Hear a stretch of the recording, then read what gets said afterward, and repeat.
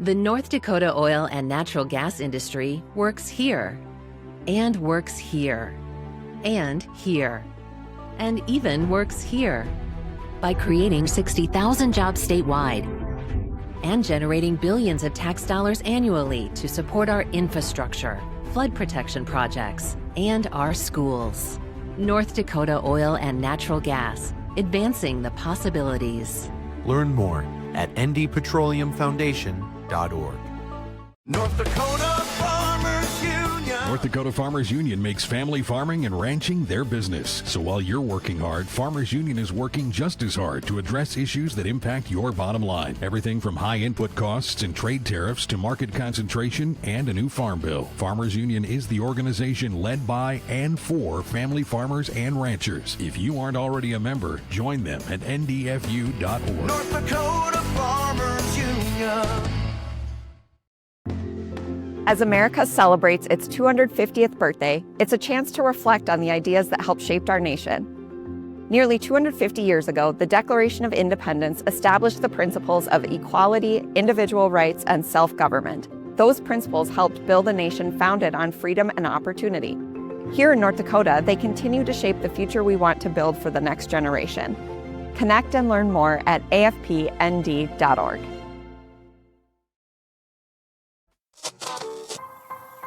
You're listening to Plain Talk, the voice of North Dakota politics. I'm your host, Rob Port. If I sound distracted, it's because I've been busy covering this story all morning. I'm joined by my co-host, Chad Oban. He's right of center, I'm left of center, both sides of the political spectrum. I think it's cathartic. I think it's a necessary and proper debate. I'm glad we're having it. And honestly, we have to do better. Okay, I don't know why I'm getting blamed for this, right?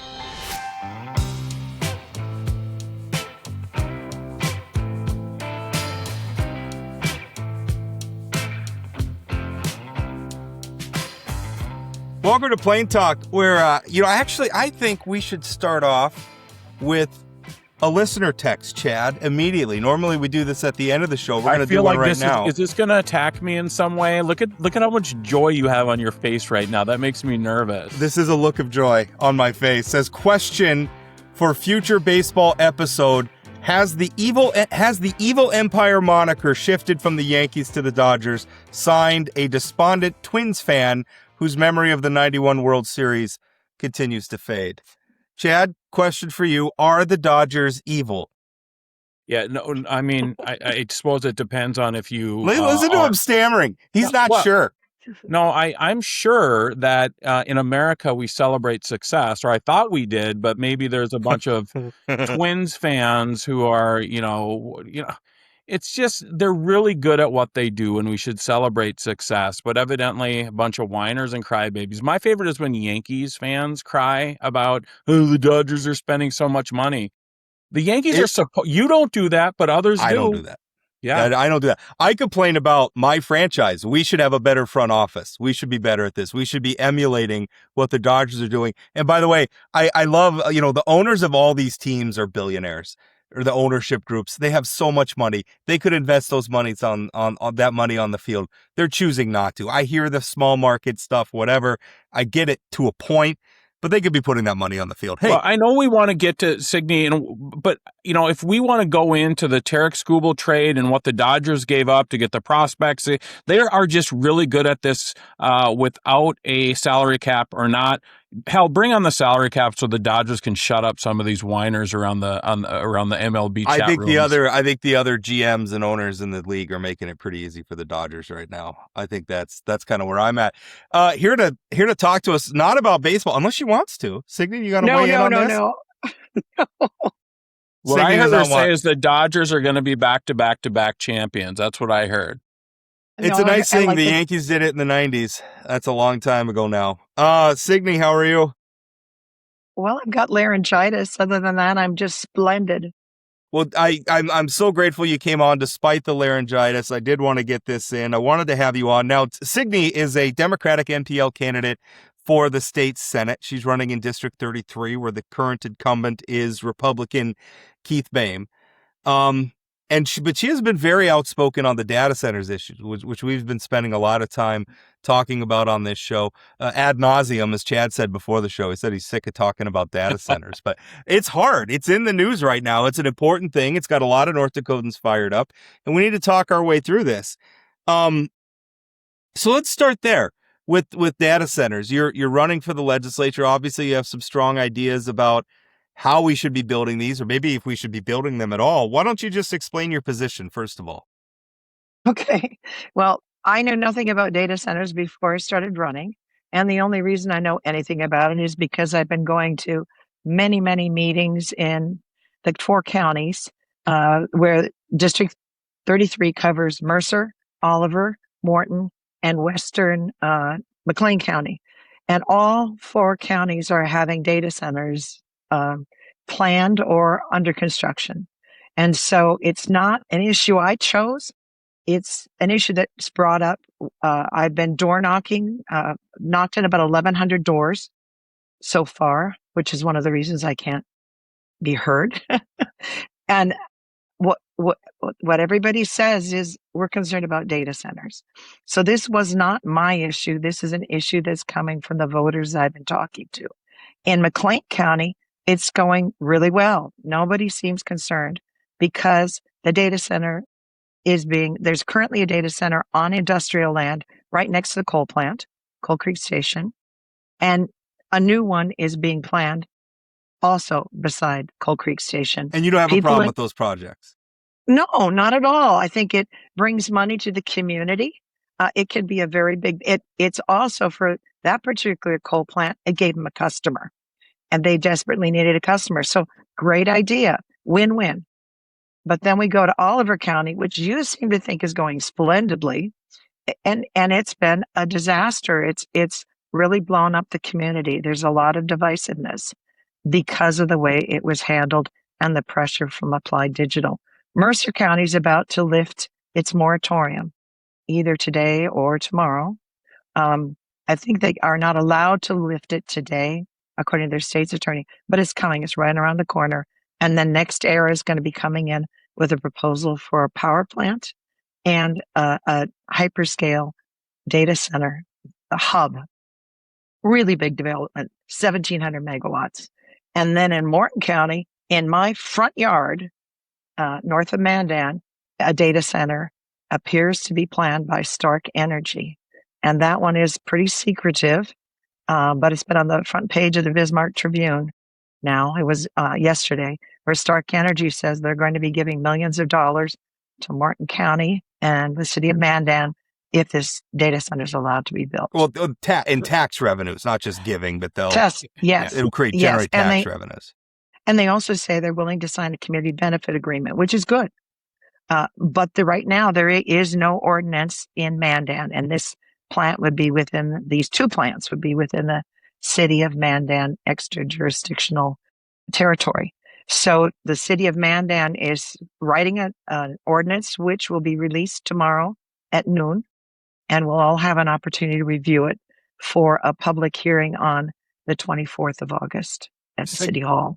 Signe, Yes. we've talked a lot on the show about not all data centers are created equal. And I think what you just went through, McLean County's having this good experience, and then maybe Oliver's been bumpier, and Mercer and I think the one in Mandan is a really big deal. I think that it's gonna get a lot of people's attention. But aren't you making the case right now that some of your fellow Democrats are calling for a moratorium, a state moratorium on data centers?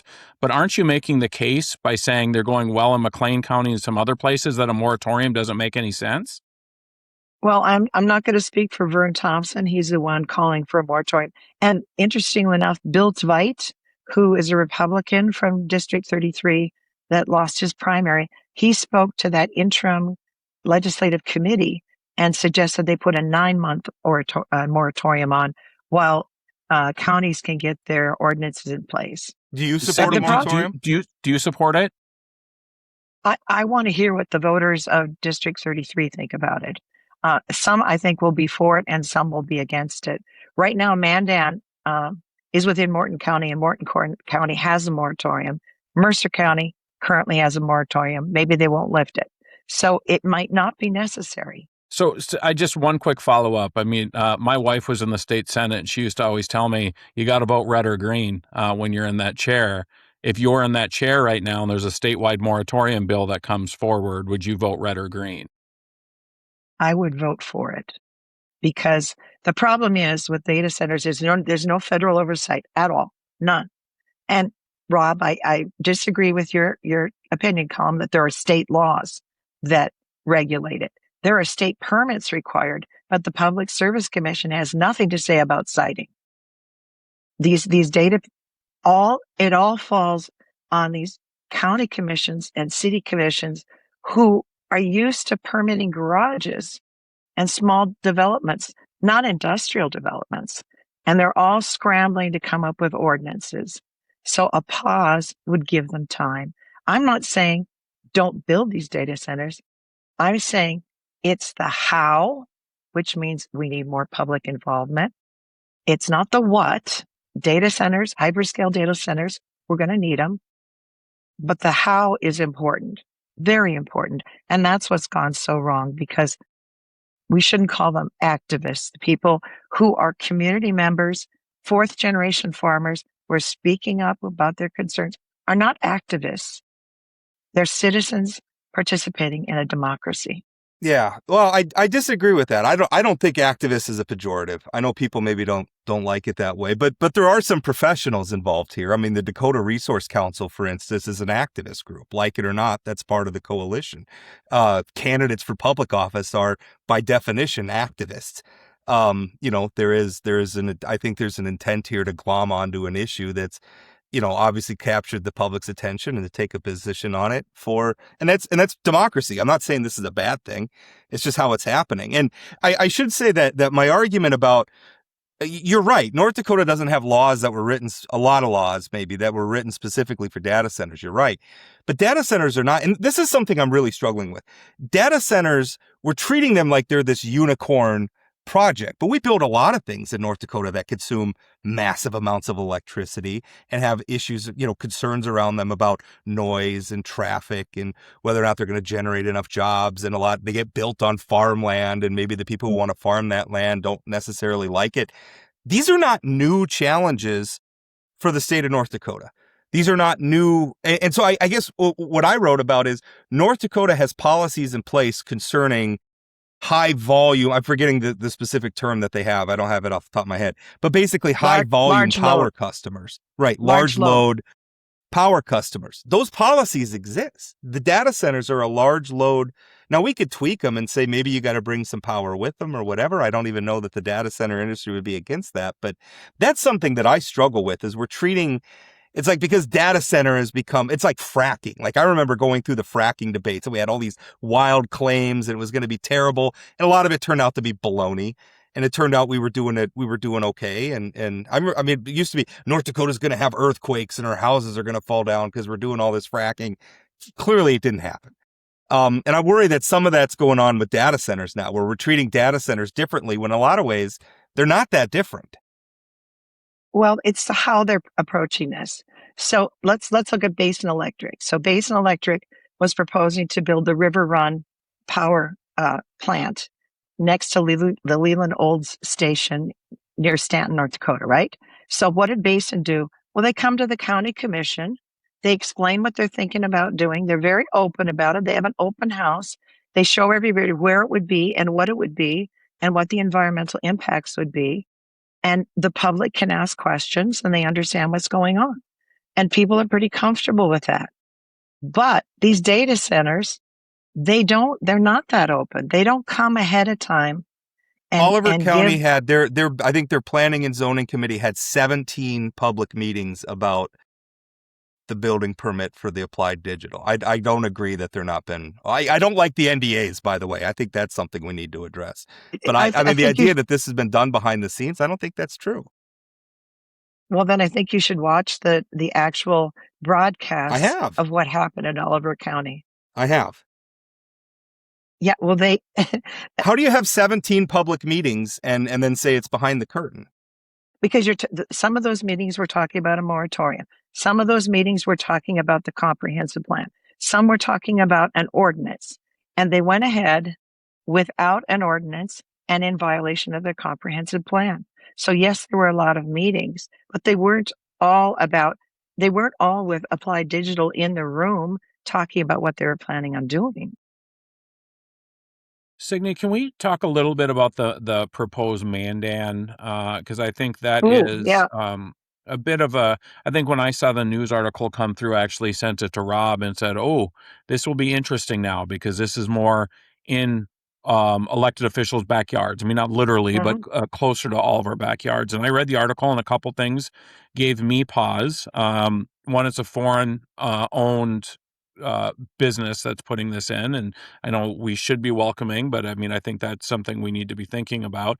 But then the amount of energy that they named, I think it was 6 small nuke plants would be needed in order to electrify this, or something along those lines. A huge Where amount of where it, did you see that? I haven't seen the load in the yet. original article that was in the Tribune. Yeah, that they came they up. use like the average nuclear. I don't think it was a very good comparison because they Yeah. use the average output of a nuclear plant and then use that to sort of extrapolate what this would Okay. need. Right. Like Coal Creek Station produces more power than multiple, average nuclear plants. I don't like that measure. I don't think that tells us much. Now, of course, on the flip side of that, we just had them come out with how much money? $22 million potentially to Mandan Public Schools and property taxes, and $46 million overall.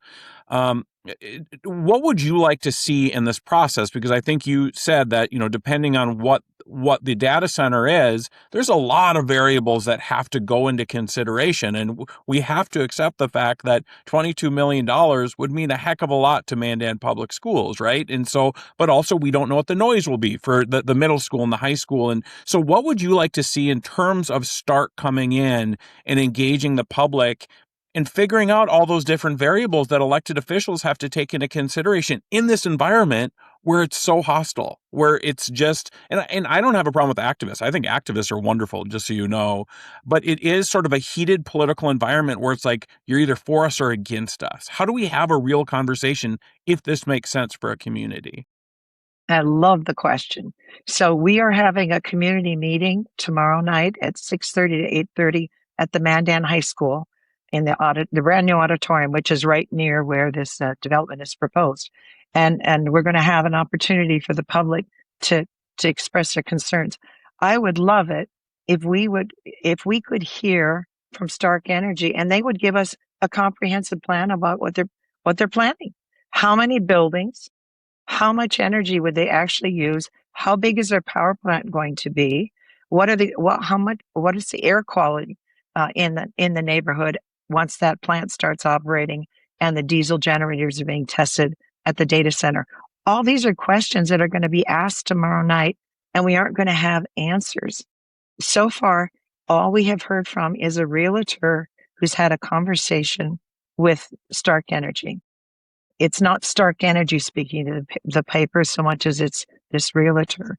So we need real answers, and we need to know what the comprehensive plan is, and then what mitigation measures might they offer. They have said they'd be willing to sign a community benefit agreement. That's great. But what actually are they proposing? Because people get really anxious when they don't know. And their footprint goes right up against homes. How far will the setback be from those homes? Yeah, I mean, I think those are all good questions. I mean, but also we're in early game. Have you invited Right. Stark? Or I guess I don't know. Maybe you're not putting on this event specifically. Has anyone I am. invited Stark Energy to the event? No, I have not invited them. I haven't Do invited you think that might be anyone. helpful if you want them to show up? Well, you just asked, it would be helpful to hear from them, and I'm saying yes, and I'm hoping they hear your broadcast. I haven't invited anyone. I've just said it's open to the public. It's open to the community. Come and let's talk. So if Stark Energy wants to come, they certainly are welcome, and we will give them a microphone. Do you think one thing that's really alarmed me, and I look at some of the rhetoric around data centers on social media, and maybe this isn't fair because social media is a pit. But especially when it came out that there was an Israeli company involved, and some of the reactions to that was disgusting. whatever you think about Israel, whatever. I don't think we need to lump all Jewish people into it. Um, I and agree. I mean, some of the rhetoric around this has been pretty vicious. How do we make it so that a public meeting like yours can be productive, and maybe a company like Stark, if they get invited, can come in and not feel like they're going to be just booed out of the room and not even get a chance to answer a question or to make their case? Well, I'll be control. This is my meeting. Okay. I scheduled it. I've got the mics, and I will. The first thing we do, I don't know if you watched any of the video from our meeting on July 20th at the Bismarck Library on the Mandan Data Center. It was all very polite. People are concerned, but they're not vicious. It was a good exchange of information. I'm expecting the same at this meeting. And if something went south, I'd step in and try and control it. I want everyone to feel welcome to express their opinion, whether it's for or against. We need to hear from both sides, but we need accurate information. And that information, that the 46 million that they're offering, the 22 million to schools, if you look at the Morton County tax folks, they step forward. It's in the Bismarck article saying that's probably an overestimation. We got to have a full package before we can actually estimate what it's going to be. It's going to be in the millions. There's no doubt. But also that this development will be partly in the county, partly in the city. How do they divide up the money? So it's too early to actually quantify that, but it's definitely something that needs to be known. Yeah, I think, in order for local political subs to make these very difficult decisions, they need to know they need to know all the facts. I think that Yes. the citizens of Mandan and Morton County need to know all the facts. And again, I think we're early, and I hope we can get there. So we are going to have a special session in about a month. There is also just a data center and AI interim committee that was set forth. I want your thoughts on that interim committee and what do you think it can accomplish? And secondly, should there be anything in the special session next month on data centers? Because again, I joked before that I'm sick of talking about data centers because it feels like property taxes. It feels like a few years ago and all we talked about was property taxes. Do you think they should do something during the special session on data centers? And if so, what? I would very much welcome them talking about data centers. Now, I went to that first interim committee meeting, and it was really focused on AI. The public comments were about data centers, but that wasn't their focus. Now, I understand they're going to have more meetings, and hopefully the next meeting will be exploring some of these concerns that the public I actually has. saw Representative Worry while I was in Fargo, and he mentioned I think two of their subsequent meetings are going to be specifically on data centers. He says there's just so much. Excellent. It sounds like two of Excellent. their. I don't want to put words in his mouth, but that's what he indicated to me. Yeah, I think that's great. So maybe it's too early for the special session to tackle it, like when they've got this study going on. I like that they're having 5 meetings. The public's welcome to attend, and I hope they get a lot of good comments and come up with some good solutions. For one thing, I don't think that public officials should sign non-disclosure agreements to hide things from the Agree. public. I agree. That's causing a lot of the anxiety. And this realtor who's on the Planning and Zoning Commission has been meeting privately with Stark Energy. I wish that Stark Energy were at the planning and zoning meetings presenting what they're thinking about asking the city to I agree with you. I mean, I work in the media, so I don't want any NDAs at all. I'm trying to imagine if there's ever an appropriate moment for a public. I'm willing to listen to arguments. Maybe it's here and there. I don't think data centers are it. And listen, I mean, the thing is, maybe you disagree with this. I think Applied Digital's been pretty good, but we also got to remember if these data center companies want to do business in North Dakota long term, they have to get off on the right foot. We saw what happened with Summit Carbon Pipeline where they came in. I thought that was a worthy project, but they came in, they made a lot of people mad. They were very aggressive at first, and they paid a price for it. And now they're not going to be doing business in North Dakota. Now they're going to be going to Wyoming, which is I think is probably North Dakota's loss too. And I don't want to drive the data centers out of the state, but I think also the data centers got to understand you got to communicate and you got to be open. Rob, I And you think got that to, Rob always says they need to be good neighbors. I think that's a really perfect way to look at it. We have expectations for the people coming into our communities. I love that you brought up Summit Pipeline, because what Signe was just talking about reminds me of the stories we heard about Summit Pipeline. I mean, these out-of-state corporations come in and don't treat our folks well sometimes. Yeah. And that's the biggest thing, that the biggest message I would send to these data center companies is come in, talk to people, make the case. You don't need to hide things. The one thing I worry about that, though, is that we're going to reach a point to where there are some people who have they've just dug in. There's not going to be any process to build a data center that they're ever going to accept. And if one ever gets built, they're going to say it was corruption, it was shady deals, it was behind. There are people out there that are bad actors, Signe, who are just not going to accept any sort of if Applied Digital or Stark shows up at a meeting, they're just lying. That's part of the environment that we're operating in. And that's what I worry about, is cutting through some of that, because I think there are some people participating in this that aren't doing it in good faith. I look at the people who just sent a petition complaining about the Oliver County state's attorney. If that data center hadn't been approved, they don't send that petition. But now they're going after them. That looks like sour grapes to me. That looks like that's unfortunate. have you seen him have you watched those Oliver County meetings? Yeah, he seems like kind of a jerk, but that's not illegal. Yeah, he does. Well, he dominates the Oliver County Commission meetings.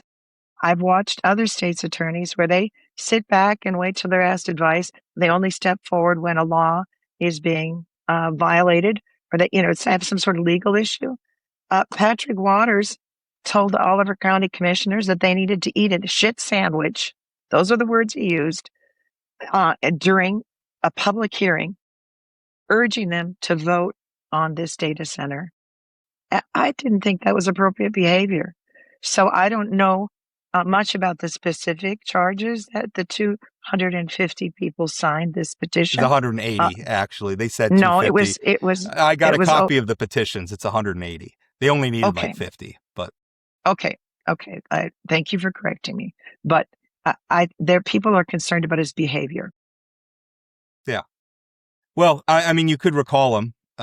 You could defeat him at the next election. I don't think that accusing him of illegal conduct because you didn't like that. And I guess that's the problem. I think we have to rise above it. I'm glad you're holding public meetings, and I want to get to a spot where we can have good debates about this. But I'm worried that the way some are positioning themselves around this, there's not going to be any process that they're ever satisfied with. And I think we've seen that with other things. We saw that with fracking. We saw that with other things. They're going to believe that there's just no safe way to do it. There's no acceptable way to do it. And if one gets built, it's corruption. And I don't know how we fix that.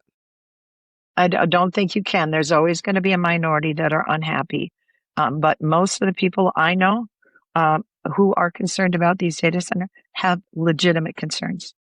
They are 4th generation and 5th generation farmers who are seeing their way of life being degraded by an industrial development next door. And they have a right to express themselves. Sure. Signe, tell us a little bit more, the details on your meeting. If people want to follow along or get more info, where do they go? Thank you so much for bringing that up. So it'll be at tomorrow night, 6:30 to 8:30 at the Mandan High School, the brand new Mandan High School off of Highway 1806. It'll be in their new auditorium. So just go in the main doors and there'll be signs directing you to the auditorium. There are 800 seats, so there should be plenty of room for anybody who wants to go. And we'll have a microphone set up for public comment. So we've got a few presentations. We're going to be talking about industrial siting. So putting these plants in industrial zones.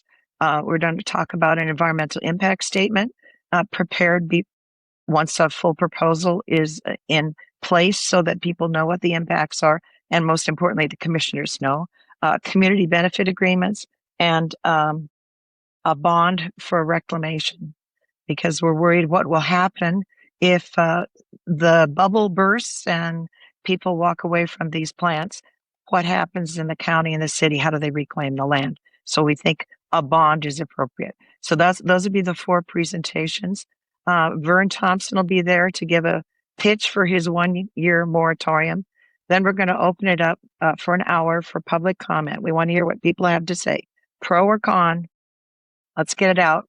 And last time, some of the city staff came that were working on the ordinance. They came to the July 20th meeting. And because of that, they pulled back their draft ordinance and made it stronger, which I think is really great that they are willing to do that.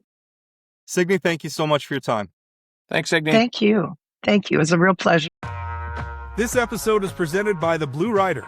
Check out the Blue Rider in downtown Minot for a laid-back vibe and outdoor patio and 16 beers on tap. They've got live music, trivia nights, and one of the deepest record collections around. Plus fair prices, friendly faces, late-night favorites like grilled cheese and pizza. The Blue Rider, serving Minot since 1994.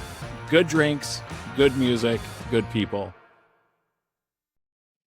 Hey, Plain Talk listeners, have something to say? Call or text Plain Talk with your questions, comments, or headlines you want us to cover. Just dial 701-587-3141. Leave us your message or shoot us a text with your name and location, and you could be featured on an upcoming show. Hi, my name is Ashley, and I am in Jamestown. Hey, Rob and Chad. My name's Tony. I live in Grand Forks.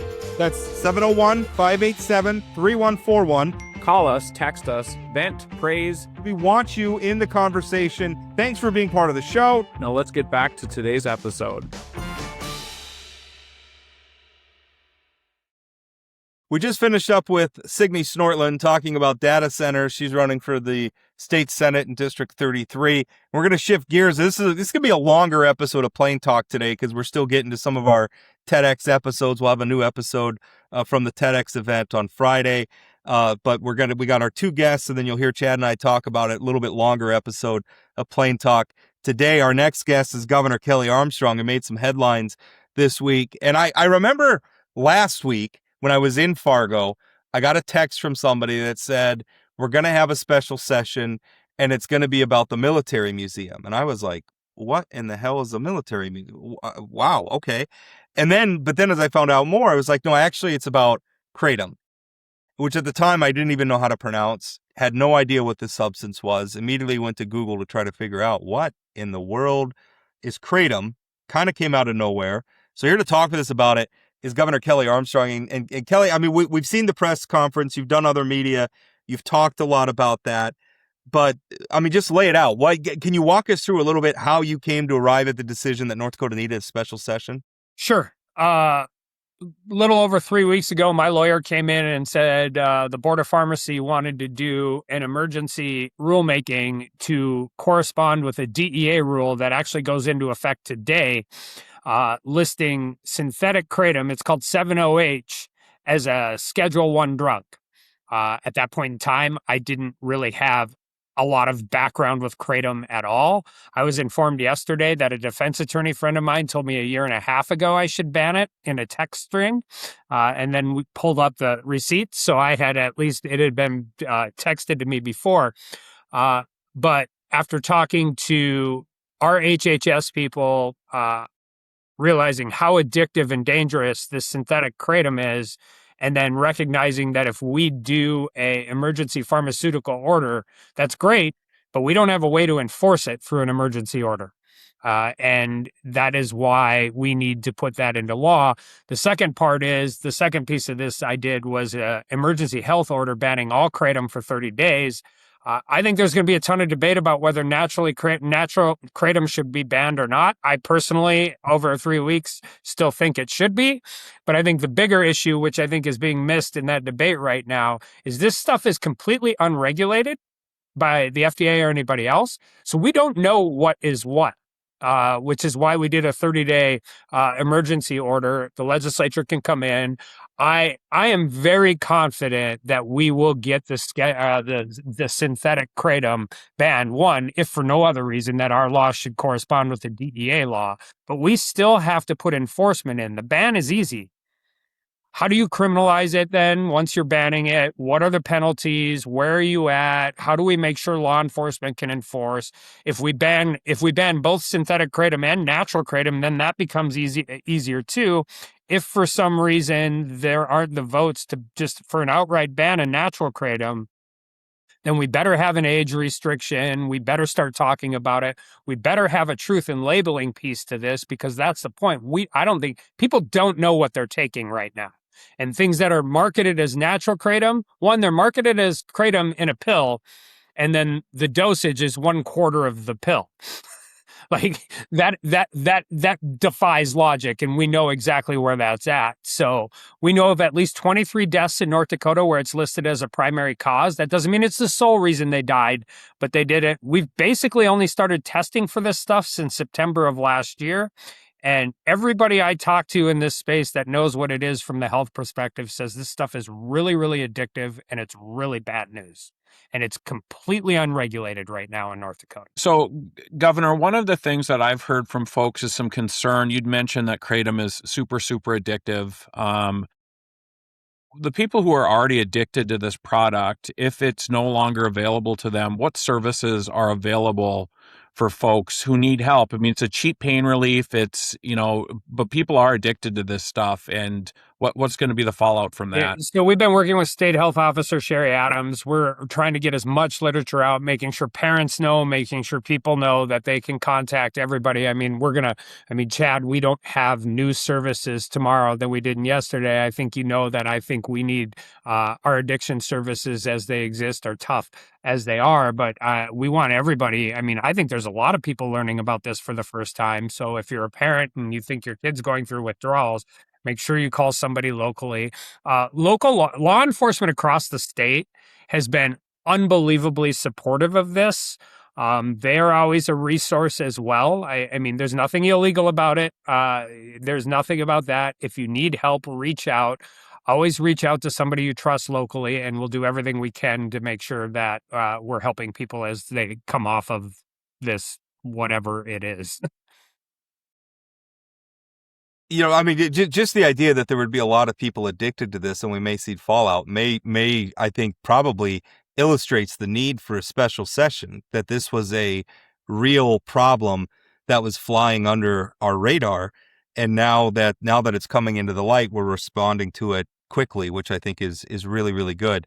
One thing about the labeling thing, I think is something that I haven't heard a lot of people talk about. I did have occasion to talk to our Attorney General a little bit last night.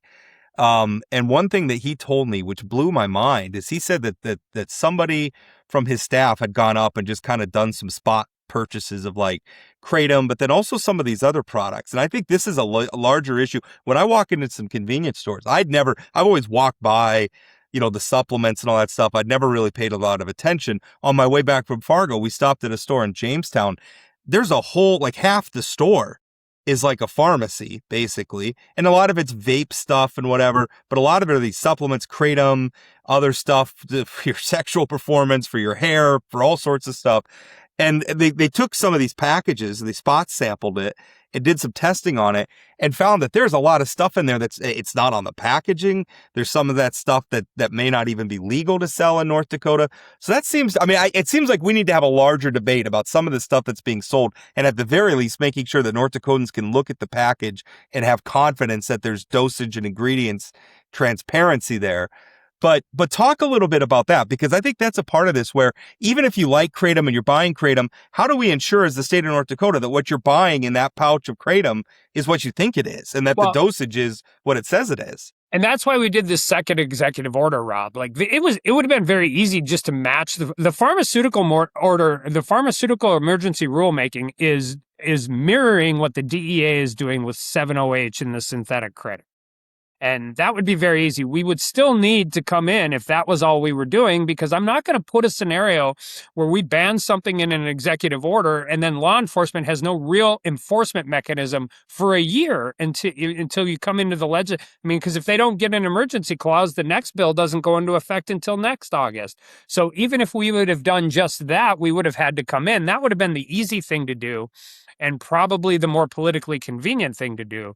The problem is if you do that without addressing whether or not something labeled as natural kratom is actually just natural kratom, like because it's completely unregulated and people don't know what they're taking. And there's this affirmation that if you can buy it over the counter at any store in North Dakota, that it's safe. And I don't think that what the label says what it is, and that's what it actually is, and B, that it's not addicting, and it's safe to use. And I don't think either of those things are the case.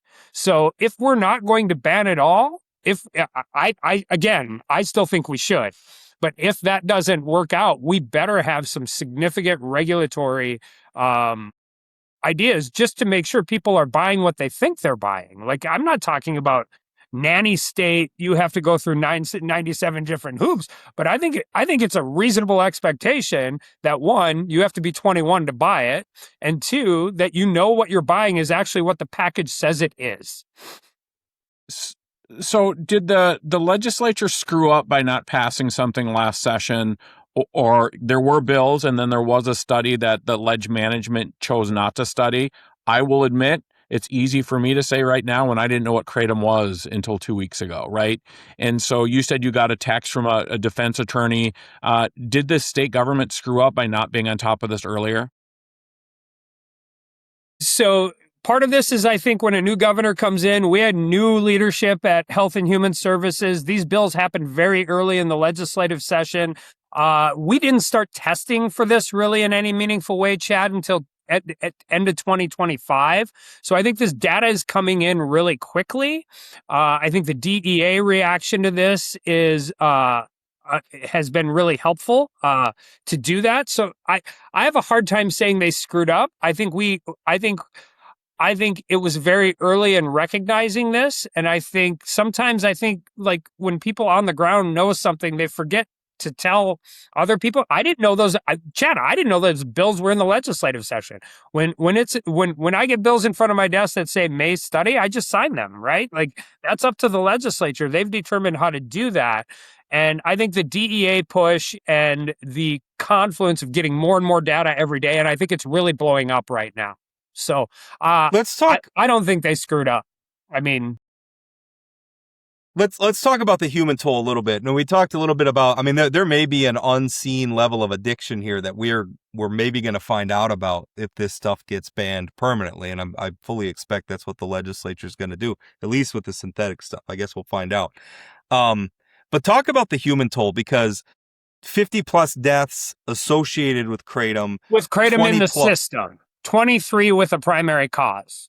And by the way, again, I want to make sure everybody knows that's not 23 overdoses specifically targeted, or that kratom is the specific cause, but it is one of the primary causes of death for 23 people. Those are scary numbers. And what were they from? Since 2019, I think is what it was. Those are scary numbers. But also, I mean, talk a little bit about testing, because I also don't know that represents the true picture, because we only started testing for this in 2019.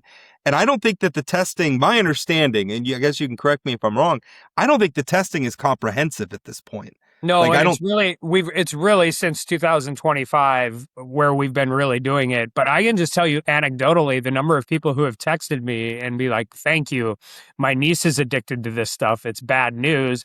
If you are ever willing to wade into the social media comments on anything these days, you start seeing a bunch of that information out there. But I think that proves the point.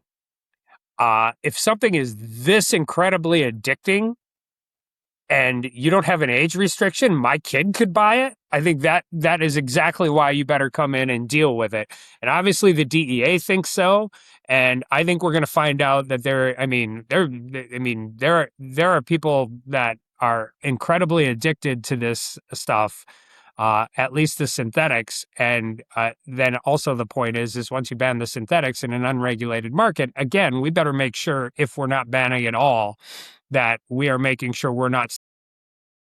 Kelly, what are other states doing on this? It's all over the board, Chad. There are total bans out there. There are complete bans on synthetic. There are a lot of age restrictions on naturally occurring. We're pulling a bunch of different things. South Dakota has very strict rules, but they don't ban either one. But it's really all over the board. There are some states that have banned it all. There are states that are looking at bans. Obviously, with this DEA order going into effect today, I'm assuming more states will be addressing it as well. But it's as I said before, I was a lawyer during the meth outbreak in 2000. I've spent my entire political life dealing with opioids and fentanyl. If we have to overreact to something this addictive, I'm comfortable overreacting.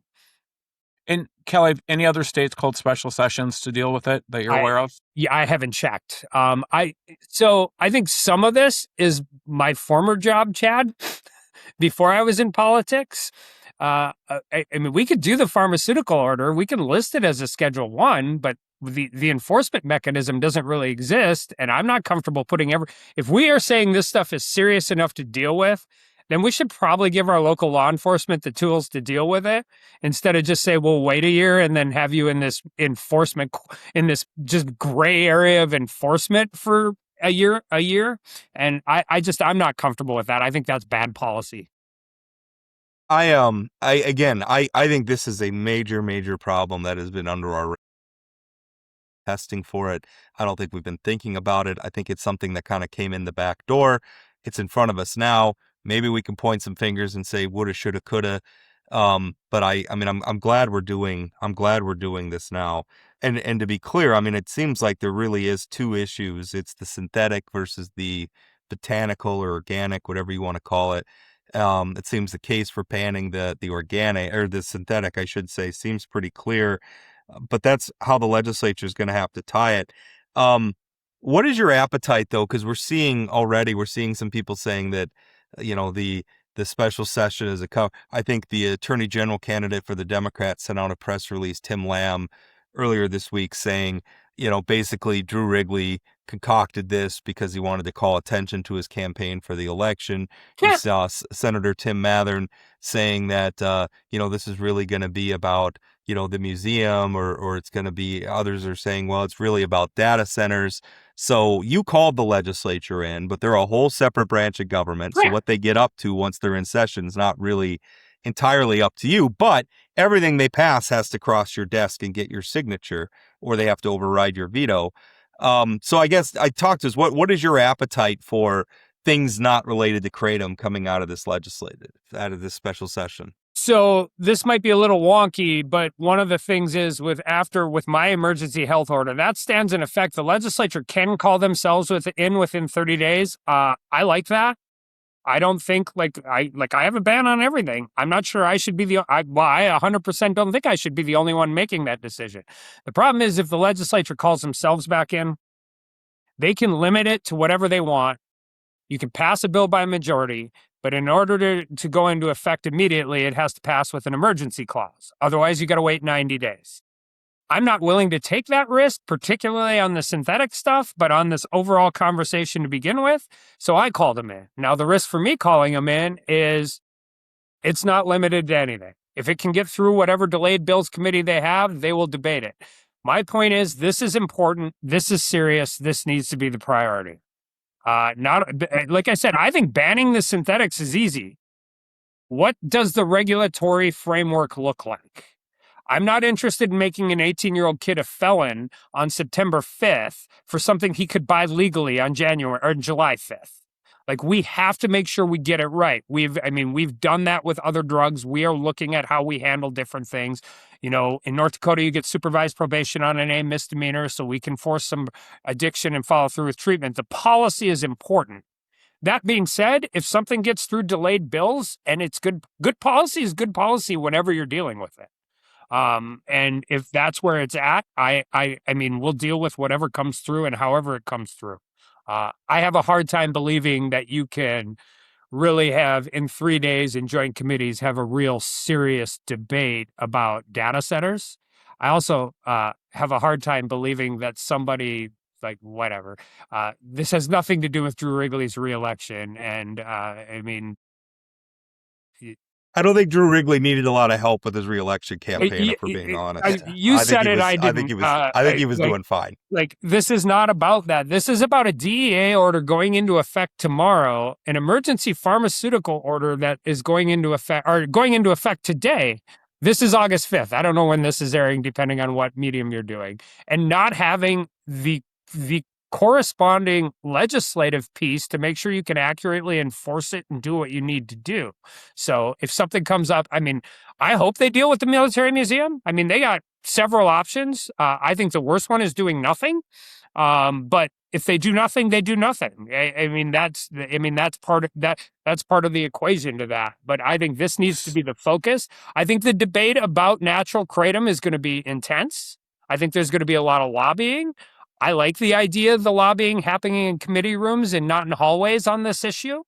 I think you are dealing with a substance that is not regulated by anybody. So it's not just as simple as saying we're going to allow naturally occurring kratom. How are you going to prove it is natural and not synthetic? I think this is serious. This needs a lot of serious thought put into it. And I don't relish the idea of calling a special session, but I think it's necessary in this case. Governor, I want to talk more about the military museum. It's clear from what Senator Hogue said that will be part of the discussion. And it feels like this military museum, I can't decide if, like the meme of the Spider-Man all looking at, pointing at each other, it feels like there's not a lot of folks taking responsibility for the place we're in right now, because we're in a bad spot. Yeah. And so I want to ask. I'm the governor. I'll take it. Yeah. Okay. Take the responsibility. Then let's talk about that. I mean, your lieutenant governor was on the committee that made the decision to move forward with breaking ground, and it's not just a hole in the ground. I mean, there's lots of construction that's been done. Rob laid out 3 options in a column today, basically fill in the hole, line of credit, and then I can't. Oh, and winterize it for the year.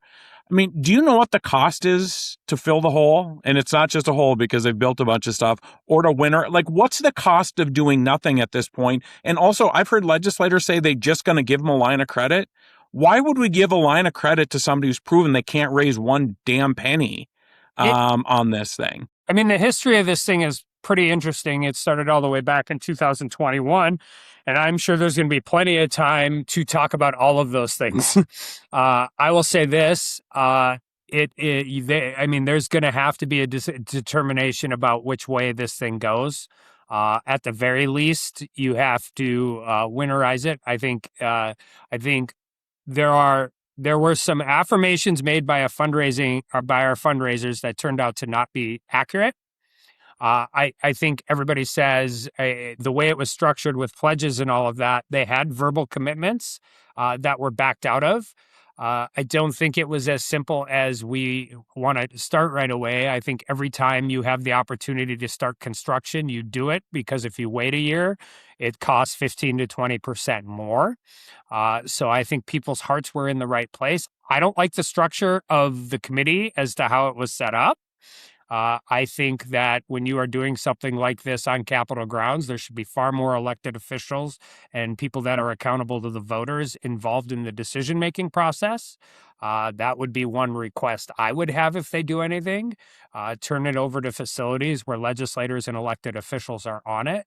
But I think at the very least, they have to figure out how to not let whatever has been done get ruined by a North Dakota winter, because I think that is the far most least responsible decision.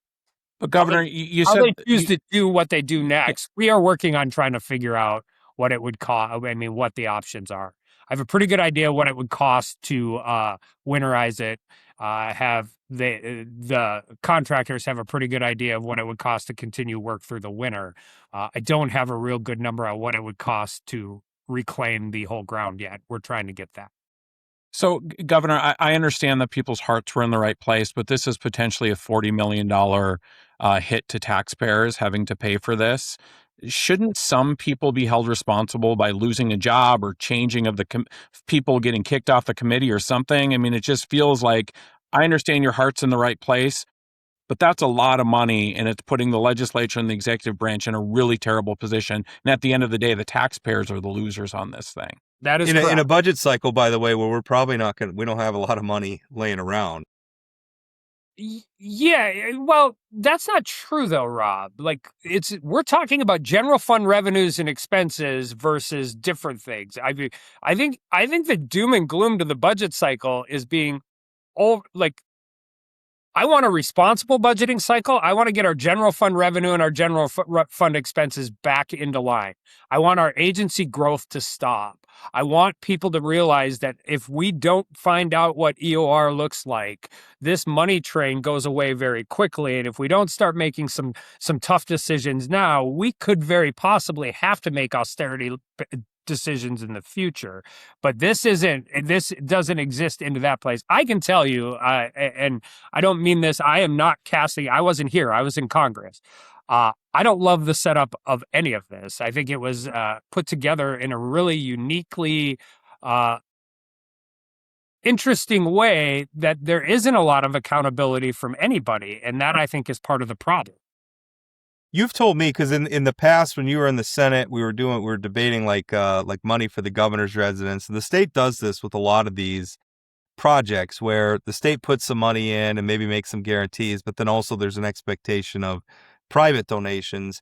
And you don't like that so much. Your feeling is if we're going to build the government. I have a different take on this. I think if the state, particularly when this started and even now, if the state thinks a military museum is a worthy endeavor for the Heritage Center, which I think there are a lot of people that think it is, I think we should pay for it. I'm one of them, by the way. I think that when you go out and try and raise all these private donations and do all of this, I think, one, the cost and when you put a bunch of non-elected people and volunteers on a board, they're not necessarily accountable to the taxpayer. They're accountable to the project. And that's a big difference. And I think if you want to build something on the Capitol grounds in North Dakota, in the current economic state of where North Dakota is, I think we can do it. We should. I thought that with the original governor's residence, or with the governor's residence back when I was in the Senate. I lost that fight then. I think there are certain things that the state should be responsible for. If we want to honor our military with a museum, I think we could have in 2001 afforded it. I think we could have in 23. I think we could have in 25. And quite frankly, I think we can now. So if that's the decision, I think otherwise you end up in these scenarios, which are not great.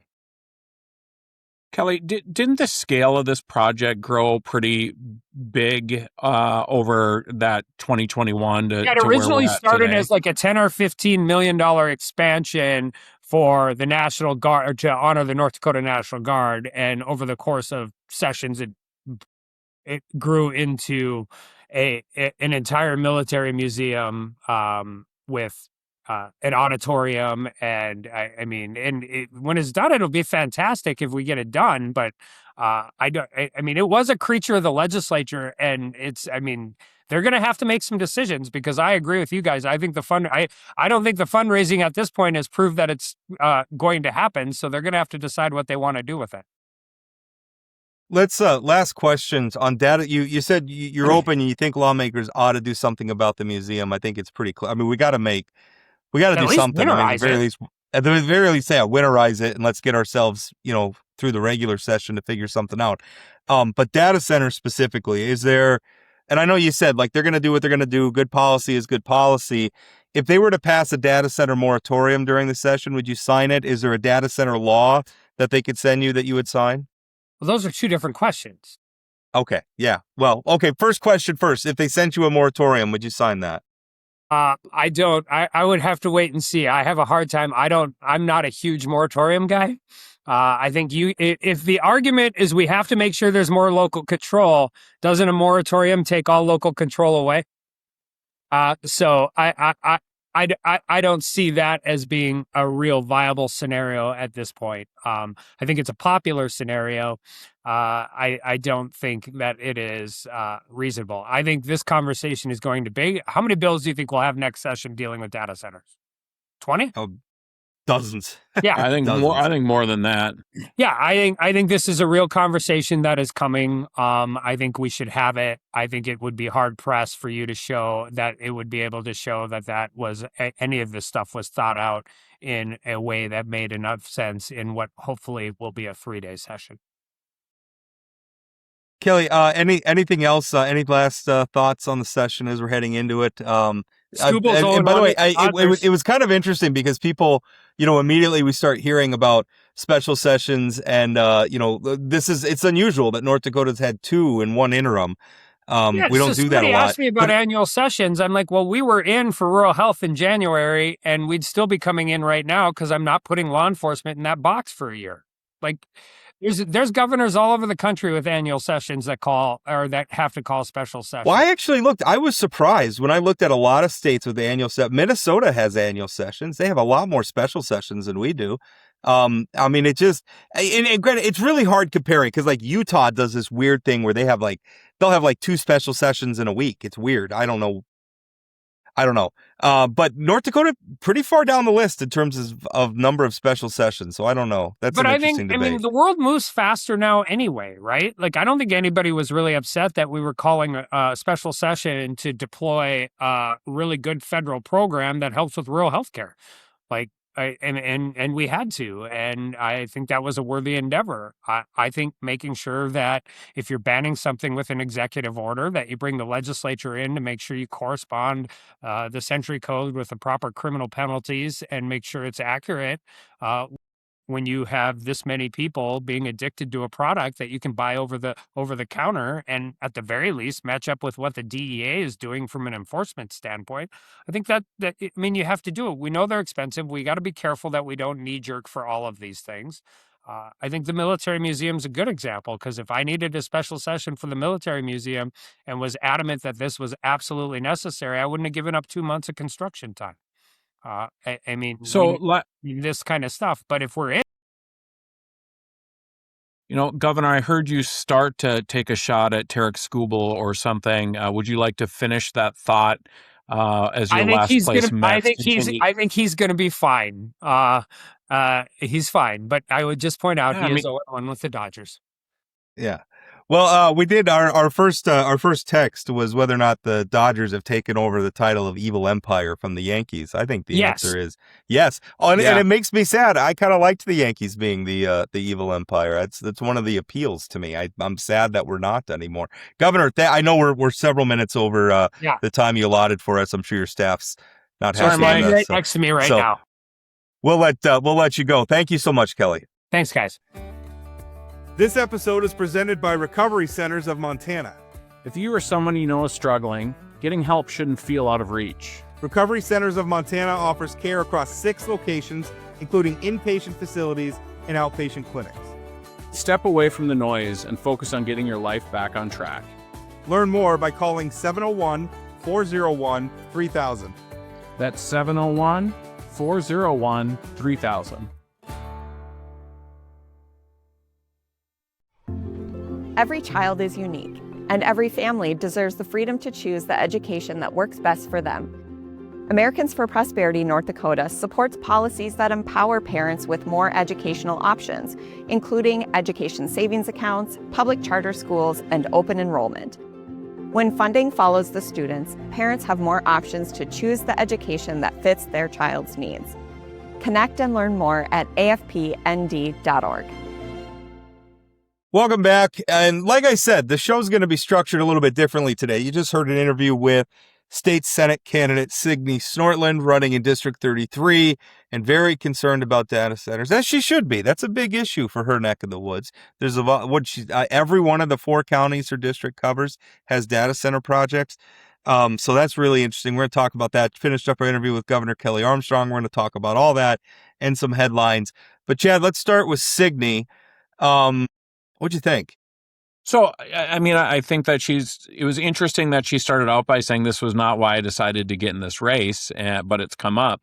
I think it's very interesting. She's knocked on 1,100 doors. She's hearing from friends and neighbors about this issue. So it's something she's leaning into. She's creating a space for people to talk about these issues. I haven't heard Senator Boehm say one word about data centers. I'm sure he has, but it hasn't been something that I've been aware of or where he's at on these Senator things. Boehm seems mostly interested in banning books and not really interested in a lot of it. Whether it's the coal industry, whether it's data centers, whether it's whatever, he doesn't seem very interested in his district, to be honest with you. It will be interesting. Are the voters of District 33, they didn't care more about coal plants with Jessica Unruh than they did banning books when Boehm ran. I mean, do they care more about data centers than they do banning books and who's going to what potty in schools? But I think the whole conversation is so complicated because as we said, not all data centers are created equal, but we're in this time where either you're for or against them, right? I think you and I are advocating for open communication, taking in all the information that's hopefully honestly provided and believed by the people asking for this information. And then local government officials make the right choice for what is, you can't just ignore $23 million to Mandan public schools and say, we don't want this thing. You know, it's just complicated. I am generally for building data centers. I am fine with putting some thresholds that they have to cross in order to be good neighbors. And I'm fine with saying no to the projects that can't hit those thresholds. The problem, what I'm struggling with, is whether or not we're going to set the thresholds in good faith. Are we going to set them in a place where they're achievable, or are we doing it just to ban data centers? And what frustrates me about, previously we had Vern Thompson on. He wrote a letter to the editor kind of challenging me, and he said he was going on a data center tour. And at that time, I called him, like, are you really going to go visit data centers? He was not at that time. Now, maybe he's tried. I think he has tried to visit one since, but at that time, he wasn't planning on visiting any data centers. I asked Signe, she's holding this public meeting, and she's talking about how Stark's not showing up. They're not coming. They're not talking to the public, but she didn't invite them to her meeting. And I feel like that smacks, and I don't want to paint the whole thing. I don't want to say that she doesn't have some valid concerns, but that doesn't sound like acting in good faith to me. And when she's describing it's being done behind the curtains and it's hidden, I don't like the NDA thing either. But again, in Oliver County, 17 meetings of their building and zoning or planning and zoning committee. 17 meetings. That's not behind the curtain. That's 17 public meetings about various issues related to that project. That is not behind the curtain. So when she says some of that stuff, like if you want to accuse the company of not coming out and speaking publicly, and you're holding an event about it, why didn't you invite them? Right. With that being said, we know some of these companies do not do a good job of engaging the community, and they should do better. I really struggle with, and I know I've beaten this over and over and over, but she went through 4 counties and had a real mixed bag. I mean, some are working great. The folks in McLean she talked County, about the 2 in McLean. It must be McLean. Right. One already built, one to be built. That's already in the industrial zone around Coal Creek Station. She's fine with those. So that's what I don't understand, this push on a statewide moratorium. I mean, why should the state determine what the folks in the industrial zones of this McLean County data centers, that they can build it or not build it? Again, I think we need to just not say a moratorium. We need to look at these as individual things. And she also said, and we're going to need these things, right? I think what she was talking about, reclamation, some of these things, absolutely. Sure. These are conversations we need to have, but it can't just be these things are done in secret. Like this Mandan, it's so early. It's so early that I don't even know that most people even understand sort of what this might look like. The questions she's asking are good questions, and I hope they better be answered, or else these things shouldn't be built. And it's so early. I think it's too early to accuse them of not answering the public. They really haven't had a chance yet. Like the project, it's been out there. Now I hope they will, and if they don't, shame on them. And if they don't, maybe they deserve to have their project defeated. Don't build it. But also, let's not say, well, they're not communicating. They just got started, or at least they just got started with the public phase. And understanding with any major project, whether it's an apartment complex or a convenience store or whatever, there's going to be a lot of planning and kicking the can around before they're ready to announce anything to the public. So the idea that some of that takes place in private, tough. That's the way the world works. If I have an idea, I don't immediately announce it to the public. I might take some time to cultivate it and decide where and when and how and everything else before I'm ready to go public and say, okay, we're doing this. She also took some, like, I don't know, offense, but to being called activists. And I don't think that's a bad word at all. I didn't mean it that way. Yeah. I think these folks that are showing up and asking questions, heck yeah, that's what they should be doing. They need to accept answers, right? I mean, that's part of it as well. And I get no impression from Signe that she's not willing to listen and have a conversation and make sure that there's not yelling and screaming. But you do have to have both sides in order to have a conversation. You can't just have everybody who agrees. Again, these conversations are good. Having people engage in these conversations are good. These are people's livelihoods we're talking about here. I just hope we can get out of this hell no to everything sort of attitude and figure out which ones work and which ones don't, and be comfortable saying no to ones that don't work. So one of the things I thought was really interesting, because the governor made an interesting point. We'll talk more about his interview in a moment, but he made an interesting point when we asked him about if he'd sign a moratorium bill. And he was kind of non-committal, but kind of was. It says he's not a moratorium guy. Well, so he can't threaten a veto, can he? So I think he's in a position where I don't think he can. Well, there's some dispute about that. Yeah. I think he can. I think if you read the Constitution, he can. But anyway, he hedged a little bit, but it's pretty clear he's pretty skeptical of a moratorium, I think, by his own words. And one of the points he made is that you take away local control. And I think that's a really interesting point, because something Signe and others like her, and I don't want to put everybody who's against or is skeptical of data centers in the same box, because it's a spectrum. I think some are in good faith, some are not. And same for the other side. But the point he made about taking away, you can't say we want local control, but we also want to pass a moratorium that takes away local control for people who might want to say yes. That to me tells me that maybe the people calling for a moratorium are not acting in good faith because they don't think that there's a yes that can be made right now that's valid in their minds.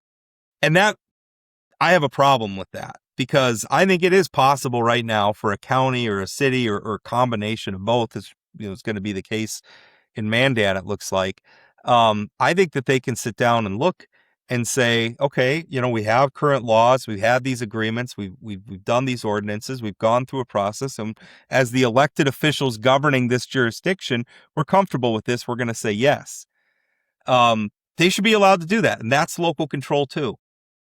And they should also feel comfortable saying, hey, we're going to do a moratorium for 6 months because we need to make sure that we get our ordinances, we get all of our regulations at a county level in effect. But again, I don't think the state should be the one making that determination. If local governments want to slow the roll of data centers coming into their communities, they have the power to do that already. We don't need the state to tell them to do that or not to do it. Yeah, well, although I want to be careful, there is a role for the state in all this as well. Yeah, to help. I mean, because it's in all of their, like the Mandan one, it's in the city of Mandan's jurisdiction. It's in the Morton County's jurisdiction, but it's also in the state of North Dakota. Right. All of these jurisdictions, the polity that is the state of North Dakota and its political subdivisions have some skin in the game on this. And so it's always what's the appropriate interplay. I think some things the state could do is define when it's appropriate for a public official to sign an NDA. Like, let's put this down in law, and let's be I'm struggling. Maybe like medical examiners need to sign NDAs sometimes or something. I don't know. Maybe there's circumstances, but let's define those circumstances in law and say, unless it's one of these circumstances, you can't sign an NDA. The other thing that I think the state, if you want to do reclamation bonds, I think the state may need to put that in state statute to allow local governments to do that. I think that's probably something that needs to be the law. So, again, local control, but, the city of Mandan is not the Vatican City. They're a political subdivision of the state of North Dakota. And so the state has a role to play here as well. And I think that we can. Have you been to Mandan? What's that? Mandan is sort of like Vatican City. Is it a little bit? I don't know. I don't know about that. No, again, these conversations are important. I think the real conversations about data centers will start happening the day after the election, because right now it's such a good political issue for people to be against data centers, because the people are pretty whipped up about it, and we'll see how much people care. I mean, here's the deal. I don't think this is a primary issue for most voters. I think most people are trying to figure out how to pay for their mortgage and their health care, whatever. But there may be pockets like in this district, District 33, where it is the primary issue, because there are 4 of them going up in these 4 counties, that it might raise to a place. It's not going to be a statewide thing, but I think in these pockets, it's a big deal. I have some misgivings about the way Signe is approaching the data center issue. That being said, I think she's got a real shot against a Republican incumbent like Keith Boehm, who has spent I mean, again, you look at the bills he's introduced, you look at the bills he's co-sponsored, you look at the bills that he has spent most of his time on. These are not priority bills for the people of North Dakota. He has spent a lot of time on bathrooms and libraries and everything else. And those might be hot button issues on Facebook or whatever, but I don't know that that's done a lot to help the people of District 33. So, Right.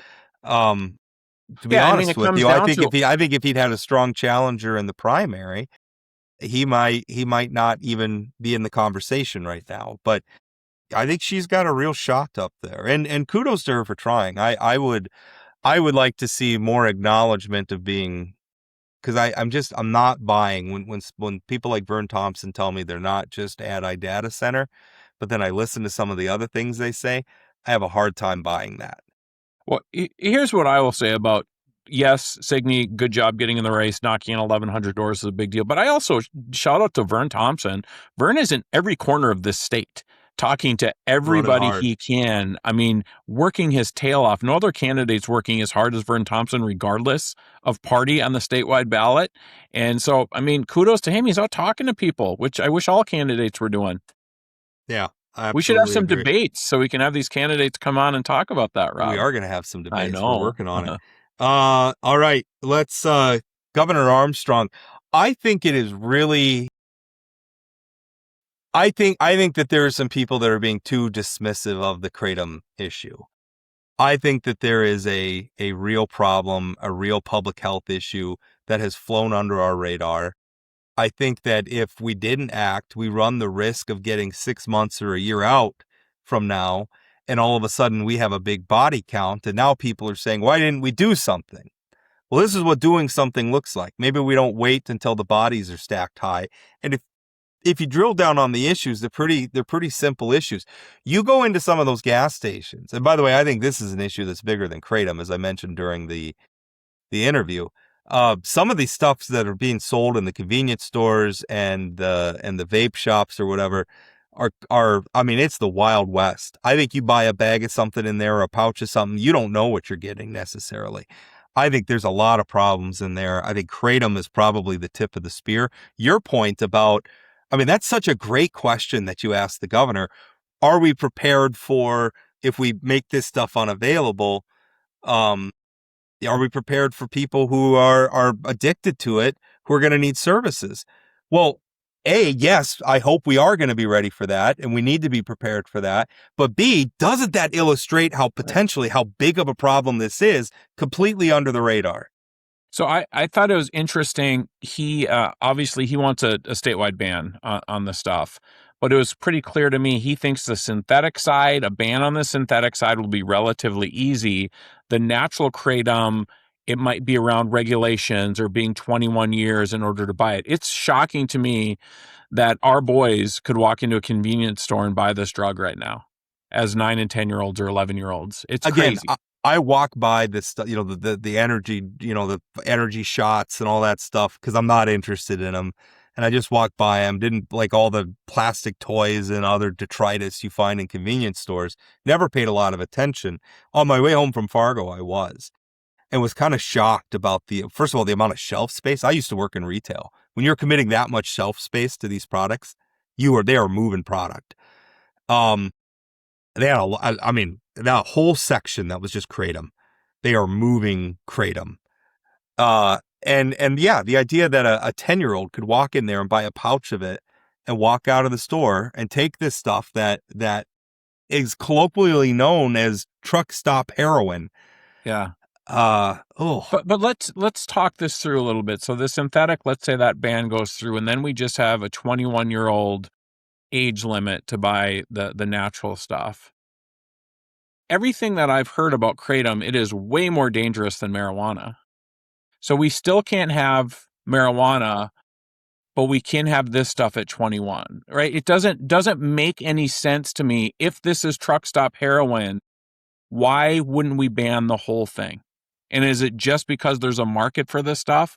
Well, there'd be a market for recreational marijuana as well. Last time I checked, there's a market for marijuana that is so huge that despite the fact that recreational marijuana is illegal in North Dakota to this day, you can buy marijuana in pretty much any community in the state if you really wanted to. It is everywhere. So the market for marijuana is enormous. The market for kratom is apparently enormous. I think your point maybe is if we legalize marijuana, there'd be less demand for kratom. Or listen, if we're going to say kratom is legal at 21, why aren't we saying marijuana should be legal at 21? If kratom is in my opinion, seems way more dangerous than marijuana.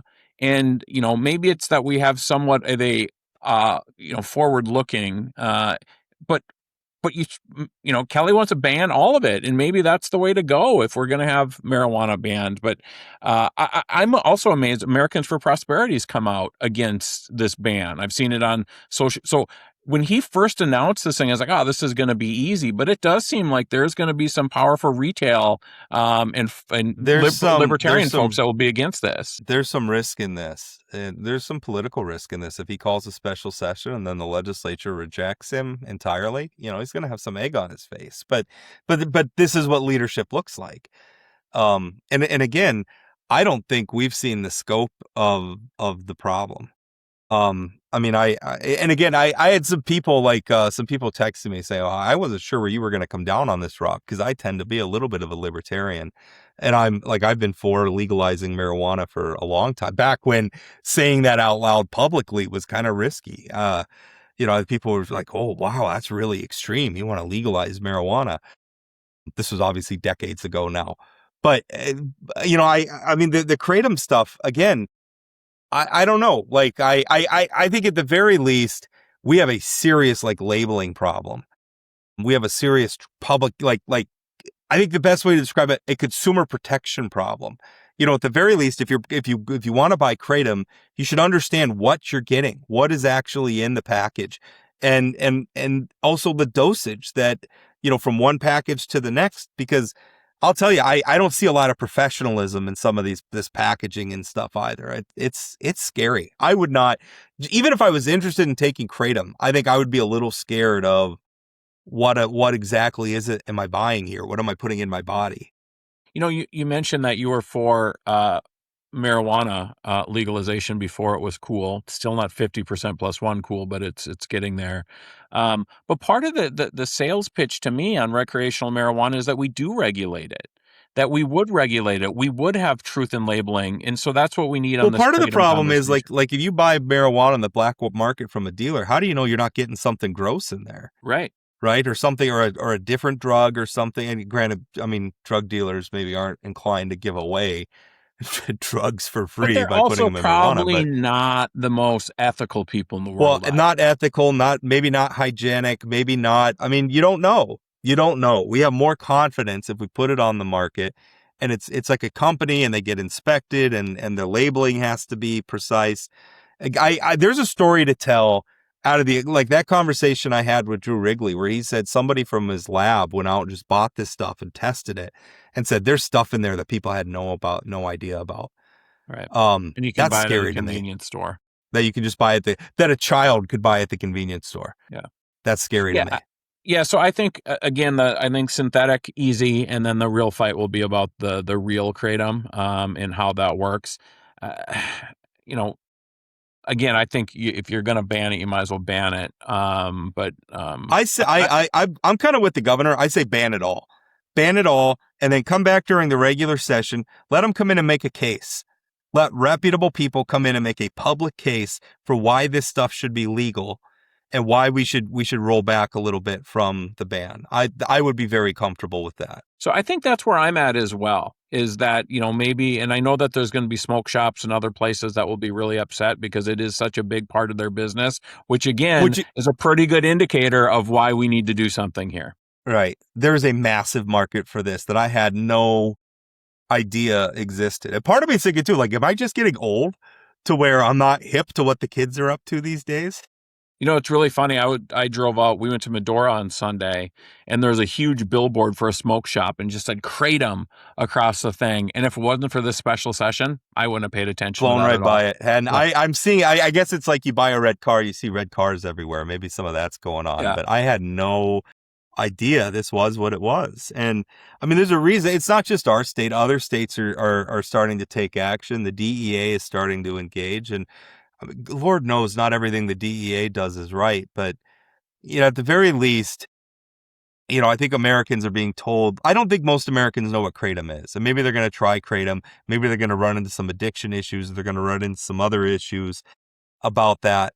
And there's steps our legislature can take. I'm glad he called the special session. I'm sorry it may hurt some retailers, but again, do you really, retailers and vape shops, do you want to make money off of selling things that may be hurting your customers? Yeah. Let's. And then I also just want to go on record and say, I don't think Drew Wrigley was involved in calling the special session in order to benefit his campaign against that Tim press Lamb. release came out from the Democratic MPL. I didn't see it, so that was news to me. It But got picked up. It got picked up nowhere, and it was basically Tim Lamb blaming, saying that the special session was a result of. Here, maybe I could pull it up. It was basically I forgot Tim Lamb was running for Attorney General until you brought it up. Here it is. Here's the quote. I question the timing of a special session of the legislature to ban the drug kratom, which has been banned in 9 other states as far back as 10 years ago. It appears to be just a grandstand political move by my opponent, Drew Wrigley, who should have known about this and should have done something about it during the regular session of the legislature. A special session for this purpose is a waste of taxpayer dollars. At the end of the day, this belated action is nothing more than an attempt to steal media attention before the general election. A special session is untimely and unneeded for this purpose. There is no evidence of urgency in North Dakota to ban kratom.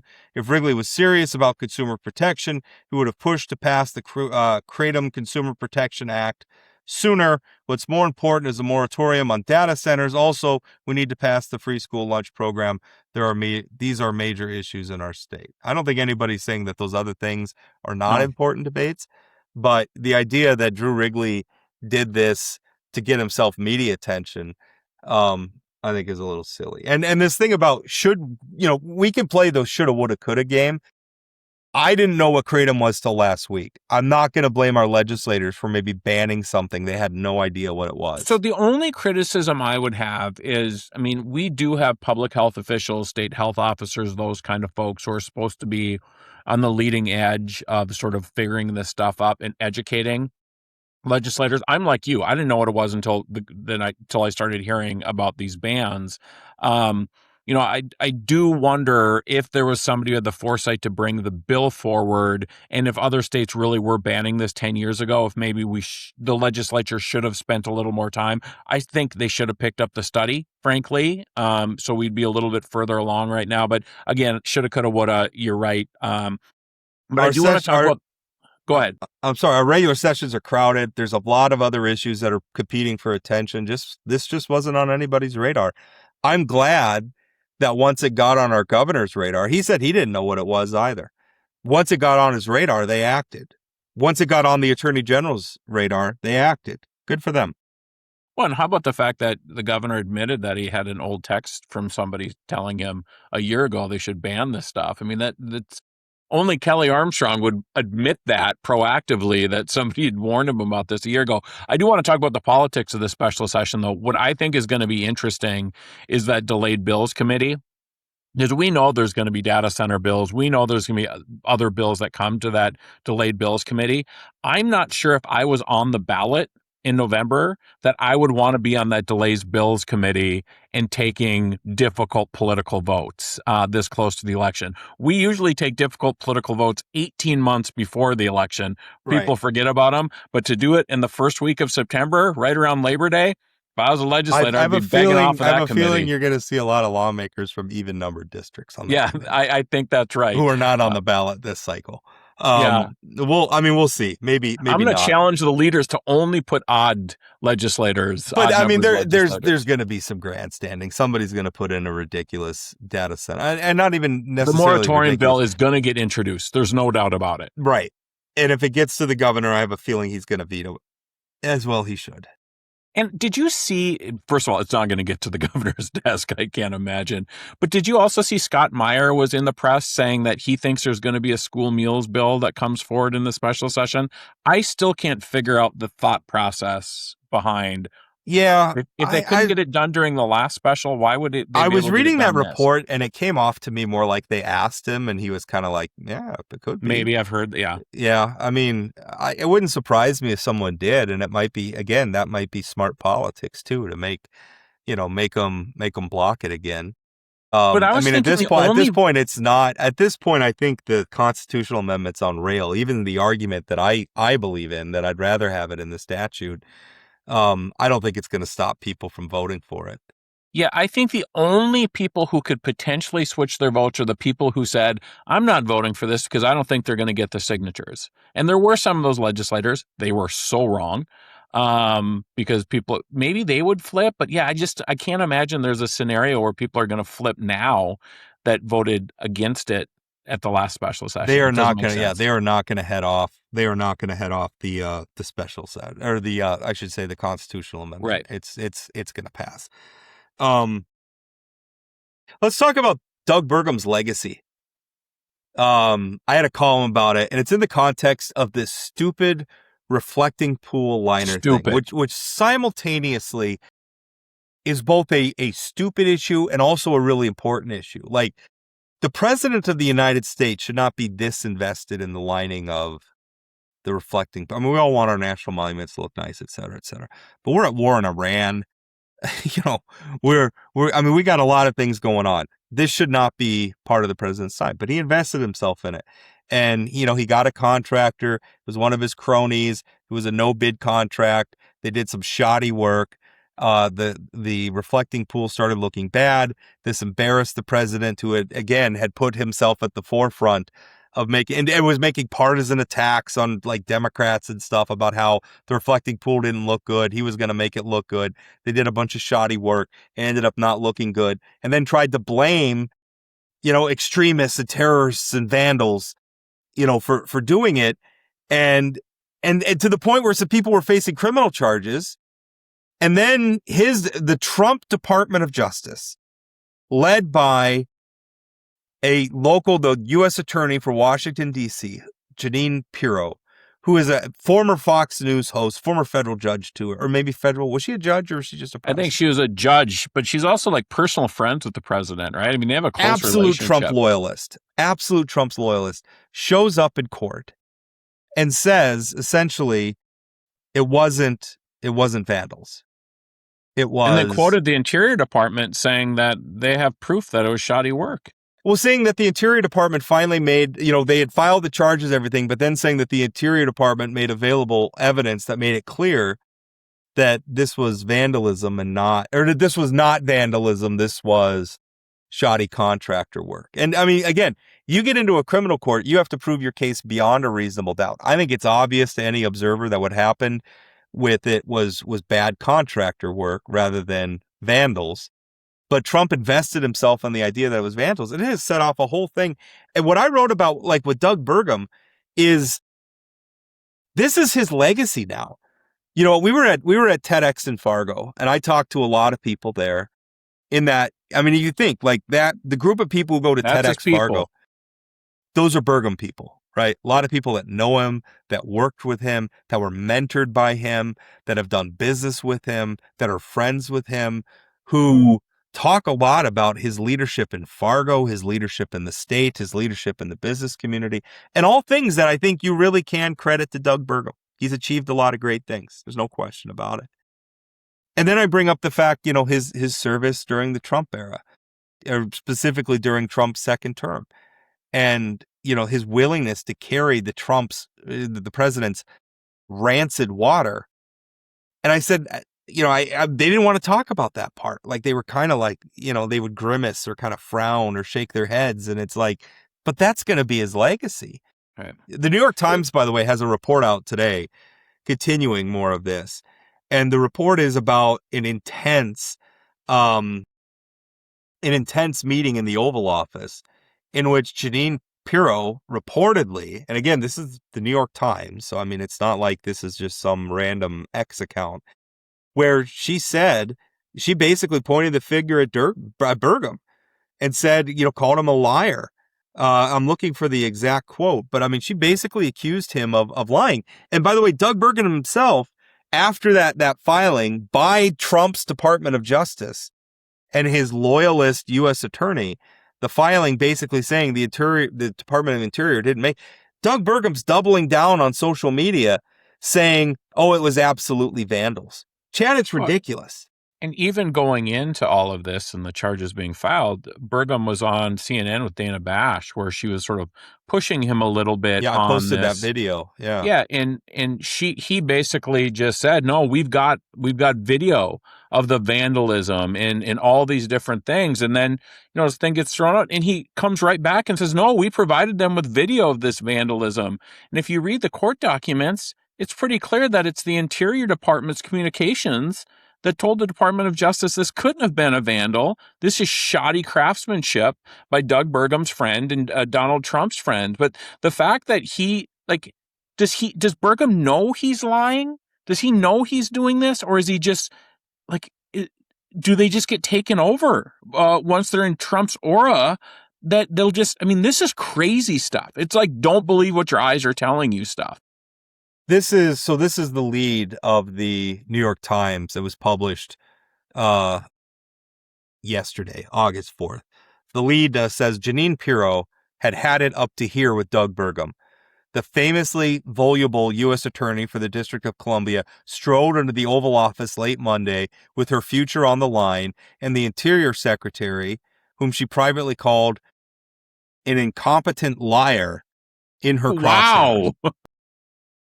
So I think that Doug Burgum, who is not a stupid person, and he's not incompetent. He's a very smart person. He's a very competent person. He knows absolutely what the truth is.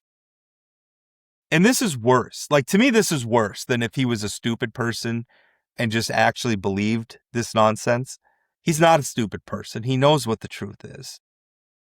And he is choosing to do this. He is choosing to mislead the public. He is choosing to perpetuate lies that, by the way, resulted in bogus potential prosecutions of Americans.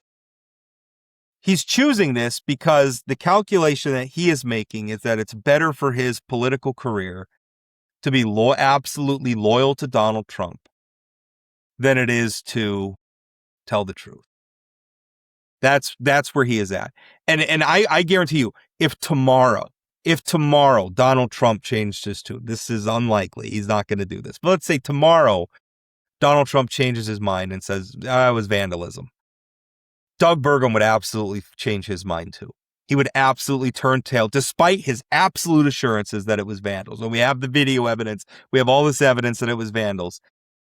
He would absolutely turn tail and say, oh yeah, no, it was vandalism. It wasn't vandalism. It was bad work the whole time. But if Rob, that's what the boss told him to do.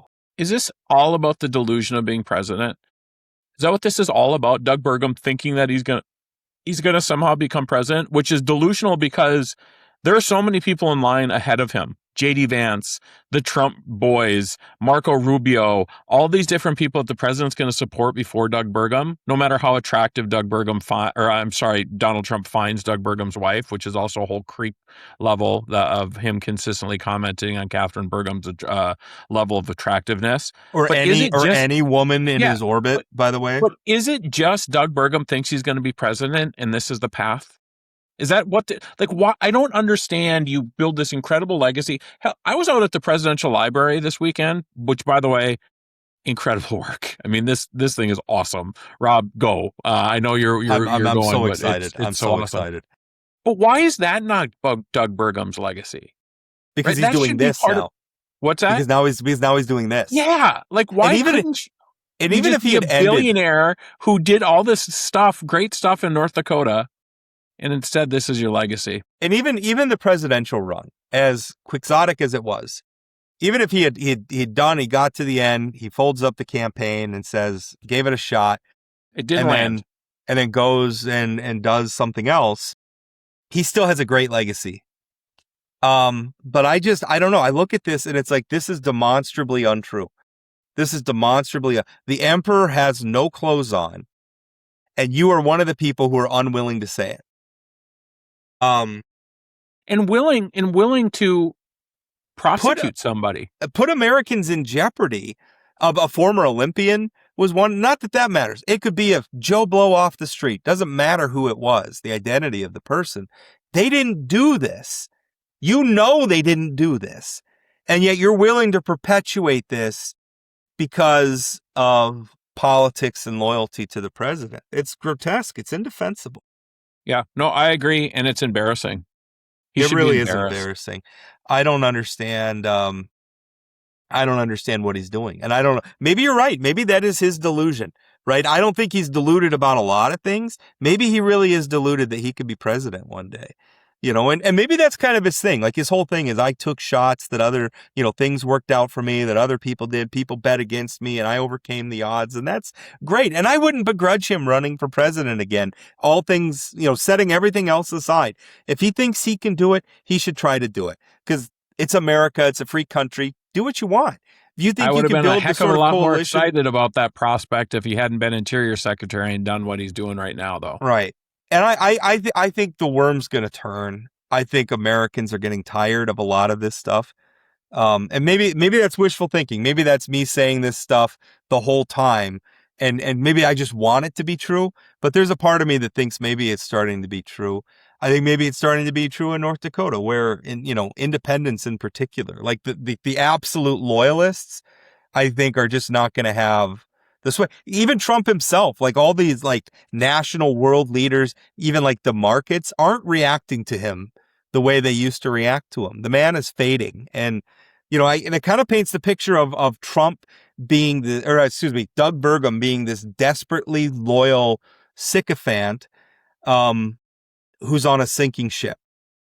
Yeah, and the thing that's frustrating, I mean, all the incredible work he's done in business, the money he's made, all that, like he has people who are tremendously loyal to him. Why does he need to do this? Don't you do all those things to put yourself in a position where you don't have to lick the boots of somebody who is not ethical and all these different things? I will just tell you right now, once I'm a billionaire, which has to be just right around the corner, you and me both, brother. Yeah, I'm just going to help causes that I like, and but I certainly will not be owned by any man or woman. Yeah. Do we have a little bit of time, and I know we didn't talk about this before. Did you that Detroit Lakes school board where they passed the policy about political stuff in the classroom? I started writing a column about it before the show, and I thought it was really interesting because first of all, they can do that. Like there's some U.S. Supreme Court decisions about student free speech, but if you work for the state and you're an employee, your employer is allowed to set some guidelines about what's appropriate in the classroom and what's appropriate for you, what's an appropriate way for you to conduct yourself while you're in the classroom. But I read that and I had to take, first of all, I don't buy, I know they made a broad policy and it wasn't specifically about pride flags, but they specifically mentioned pride flags as an example. I don't think pride flags and by the way, I should explain the policy. They're wanting to not have politics in the classroom. My reaction, first of all, is I don't think the pride flag is politics any more than a picture of Abraham Lincoln is politics, or a passage in a textbook about Frederick Douglass is politics. I mean, I don't agree with every position that people in the LGBTQ movement have. I don't like their push to force people who don't like them to bake cakes for them. I think that's a little silly. And I think maybe if that person's not going to bake a cake to you, just don't go to their cake shop or protest or tell other people that this person hates gay people and let the market sort that out. I don't agree with everything, but any more than for flying the pride flag is just an acknowledgement that community exists and deserve to be treated like dignified human beings, the same as everybody else. It's the same as flying the American flag. Doesn't mean I agree with everything the president does or that Congress does. It just means America exists and it's something that I'm proud of. That's all a pride flag means. Rob, it's not political. I've got news for the members of the Detroit Lakes School Board who voted for this ban, and it's that there are gay students in their schools. I don't know who they are, but they're there. And by waving flying the pride flag, a rainbow flag, or maybe it's a "You are welcome here" sign, it's a message from the adults in that classroom or in that school, teachers, that those students have a place and it's a welcome environment if they need an adult to help them. when our suicide rates amongst LGBTQ youth are at such an astronomical level, this flies in the face of trying to do right by all kids. And public schools are supposed to do right by all kids. There's nobody saying you have to believe this or whatever. It's putting up a rainbow flag to let the kids know in that school who may be gay that there's somebody there who has their back. And the fact that a school board would say, we don't want that in our school, shows me that those people shouldn't be on the school board because they don't get it. Well, and under the guise of getting politics out of the classroom, which again, I don't even know that that's a worthy goal. Now, I understand. Again, partisan politics or electoral politics shouldn't be in the classroom. I think we have a, you know, I don't want a teacher spending lesson time telling a kid, say, go home and tell your parents to vote for Donald Trump, or go home and tell your parents to vote for Kamala Harris or whoever. You know, I think that's not a good thing. But the other thing is that these are Americans. Our country was founded as an exercise in self-governance. Politics are central to our lives. And to be an American, you're going to have to grow up and you're going to see some things you don't like. You know, if you don't like a pride flag, tough. You live in America. If you don't like a picture of you know, I don't know. I'm trying to think of other examples, but you know what I mean? Like, yeah, no, teachers should not tell kids who to vote for or give a slanted view of one candidate over another. But they absolutely should talk about elections and who the candidates are and what the candidates stand for and all that. And I'm even comfortable with them saying, well, personally, I'm a Democrat, but there's also these Republicans, and there's fair ways to just acknowledge that. And you don't want a teacher saying anybody who doesn't vote my way is an idiot and you're going to get a worse grade. That's not helpful. But we also, I mean, we've talked a lot about civics education recently and needing to engage in conversations with people who disagree with us. If we just ignore that and put blinders on it, we end up with where we're at right now with just a bunch of people yelling at each other on Facebook. You know what sort of students we graduate if we don't expose them to this stuff? Snowflakes.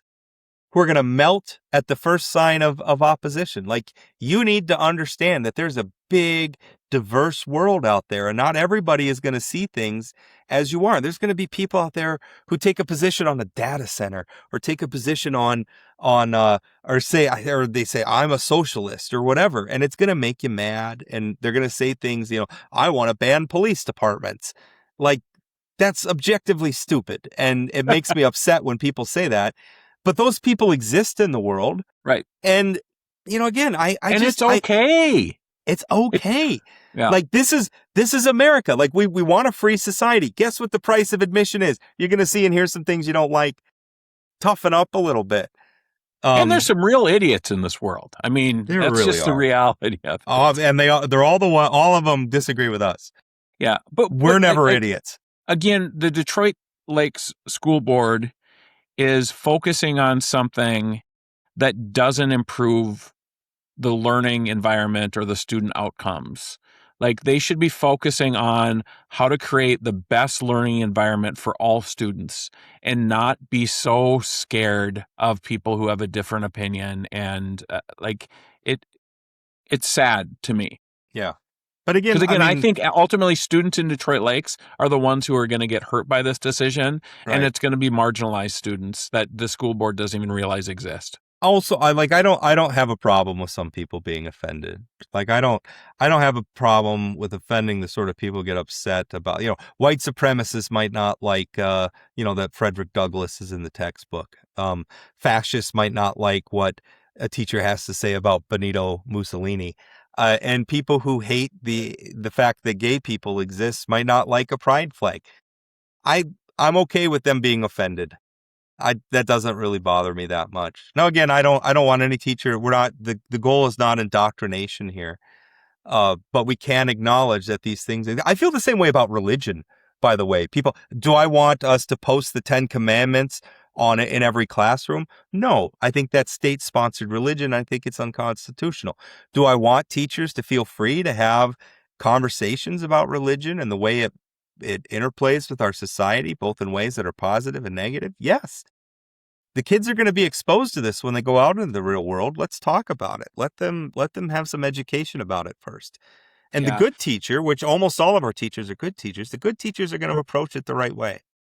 the conversations about indoctrination, it's so funny because often what some people think is indoctrination is actually just teaching like the facts. My kid was exposed to something I don't like. Right. Is what that usually means. The exact opposite thing is indoctrination. When you just only allow your kid to learn exactly what you think and believe, that's more indoctrination than allowing I the think kid a lot to of learn times everything. it's parents who are like upset. A lot of parents who are upset about indoctrination are really upset that somebody is undermining the sort of indoctrination that they're trying to do at home. It's not my indoctrination. You will indoctrinate my kid like I want you to indoctrinate them. Which is sort of my approach to parenting. Like, I don't really care that obviously I have my world point of view and my kids come to me and they ask me questions about things, but I'm also not afraid. I've never been afraid of my kids going and being exposed to something else, and they'll hear dad's argument for or against it. And ultimately I hope they'll make up their own minds. And if they reach some conclusions that are divergent from my own, I only ask that they did so honestly and based on facts. What if it leads to them being Red Sox fans? All right, next topic. You just found the hole in my platform of parenting. I want you to have an open mind, except for on this thing. This Except one for the Red specific Sox. professional This baseball is uncompromising. Jamie Selzler appointed in District 44. We should close out friend with of the that. pod, friend of the pod, Jamie Selzler, as he's best known as, former Play Talk co-host, Jamie Selzler. Yeah, appointed. And he's, by the way, I mean, by taking that appointment, like, he's kind of costing himself because he gets to finish Josh Boucher's term and he can get elected to another term, but can't get elected to a second term. So he's given up some years by taking that appointment, at least in the Senate. Now he could go and get a full 2 terms in the House. He's probably thinking 4 will be plenty. Yeah, he might be thinking that's plenty. enough. So the other interesting thing, because there were 2 Fargo area districts where, Josh Boucher, I mean, I think Boucher had planned to be in office a little bit longer. And he said in his statement that maybe he moved up his timeline because he wanted somebody appointed a time for the special session. I think that makes a lot of sense. The people of District 44 deserve somebody, a full-time, somebody who's not, Josh was on his way out. So they deserve somebody new to represent them at the special session. It is after the deadline whereby Jamie would have to appear on the November ballot, which bothers me a little bit, but whatever, everybody does it. The other thing I'm hearing is District 46. There is suddenly a hunt out for a replacement to Jim Casper, who we've talked about, who I've written about, who is not doing well. By all reports, he suffered a brain bleed at the end of the 2025 session, has not been very active in his official duties since then. We've talked about it, almost sort of a Mitch McConnell situation. I'm hearing that there's a hunt going on for somebody to replace him. And by the way, I'm also hearing that maybe one of the people approached is a vape store owner who sells kratom. And they're maybe gonna. I'm not kidding you. That's the tea that I got that I guess I'm spilling here on the show. So the idea would be that guy would get appointed before the special session dealing with kratom. Yeah. I think my understanding is that person is maybe not inclined to do it, but that kind of tells. So the District 46 district chair is very much a populist, Rob Muntz. If you go to his Facebook page, his banner right now is basically taking a shot at Governor Armstrong. I have a feeling that their organizing principle right now is, the governor wants to ban kratom. Well, we're 100% for kratom now. I think that's the level of thinking that's going into that right now. Yeah, but Charlotte Moore has been all over Facebook saying kratom should be banned up in the northwestern part of the state. I think this far right is going to be very confused. They're going to be running against. And I'm wondering how different that is from the usual state of affairs in that movement. All right. I just want to add, Jamie Selzler is going to be an incredible senator. I texted him yesterday and said, "Congratulations, Senator." And he responded with, "That's it. You can only call me Senator moving forward, never Jamie again." And I very colorfully told him that will not be the case, Jamie, but he's going to be a great senator. I'm excited. I like Jamie a lot. I know that as he's more liberal than I am, and I know we're going to find places to disagree, but he very much, he flies over the bar that I set for public service these days, is that I want people, I think Jamie's very much in the just playing with the damn roads caucus. Well, and I also think Jamie's unique as a Democrat that he's led, like, he's had big corporate jobs in this country and in this state, that he has a perspective that I don't think a lot of legislators, particularly Democrats, have, that I'm excited. We'll miss Josh, but Jamie's going to be wonderful. And I have to acknowledge, too, that I am very biased. Jamie and I have been friends since childhood, as I often describe, we were Minot Daily newspaper boys together way back in the day. So I'm biased with Jamie. I like him personally. I think he's going to be a great state senator that I know that I'm going to be getting into policy debates with, but that's okay. And I believe Jamie is also like the president of the college Republicans back in the day. He was. Yeah. You should see some of the old pictures we have of him in the forum photo archives when I was writing about him getting the appointment. I sent him a screenshot like, boy, we got some old pictures of you, friend. Good stuff. All right. Well, we're going to put a pin in it there. Thank you so much for listening for this jumbo-sized episode of Plain Talk. This went really good. I kind of like two guests, longer commentary section. I don't know. Maybe we'll think about that a little bit. You know that it all depends on scheduling. You know that. I mean, we can get people, we take them, and then we adjust accordingly. Well, part of it was the governor could only do 10:30 today. We're very thankful for his time, and I'm sure I probably have annoyed texts from his staff that we went a little over, but whatever. Better to beg forgiveness than to ask permission. And by the way, tell us what you think about it. You like the longer episode, shorter episode? 701-587-3141. Also, if you want to weigh in on Dodgers, evil empire or not, you can contact us that way. Voicemail, text message, 701-587-3141. PlainTalkND.com will take you to our YouTube page where you can watch the show. I hope you will consider subscribing. You can watch YouTube shorts. Plain Talk ND is also our tag on all the social media platforms, so TikTok, Instagram, Facebook. A lot of activity on Instagram these days. Thank you, everybody who's liking, viewing, all that stuff. We appreciate it. Thank you so much for listening. And we'll talk again.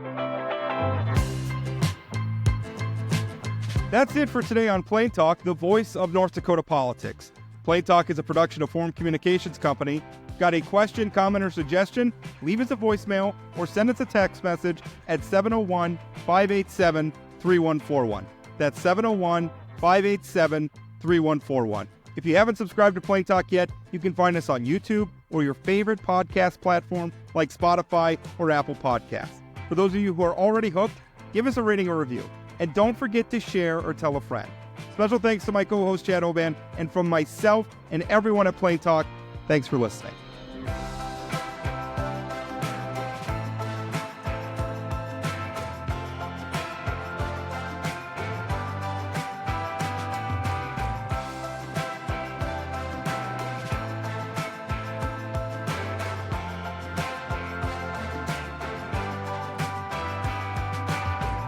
Am I just getting old to where I'm not hip to what the kids are up to these days?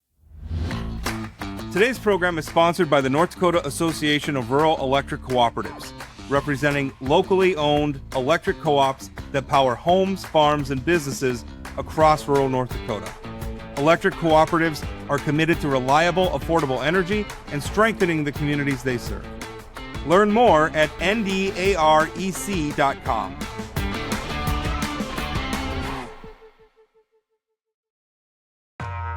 This episode is presented by the Blue Rider.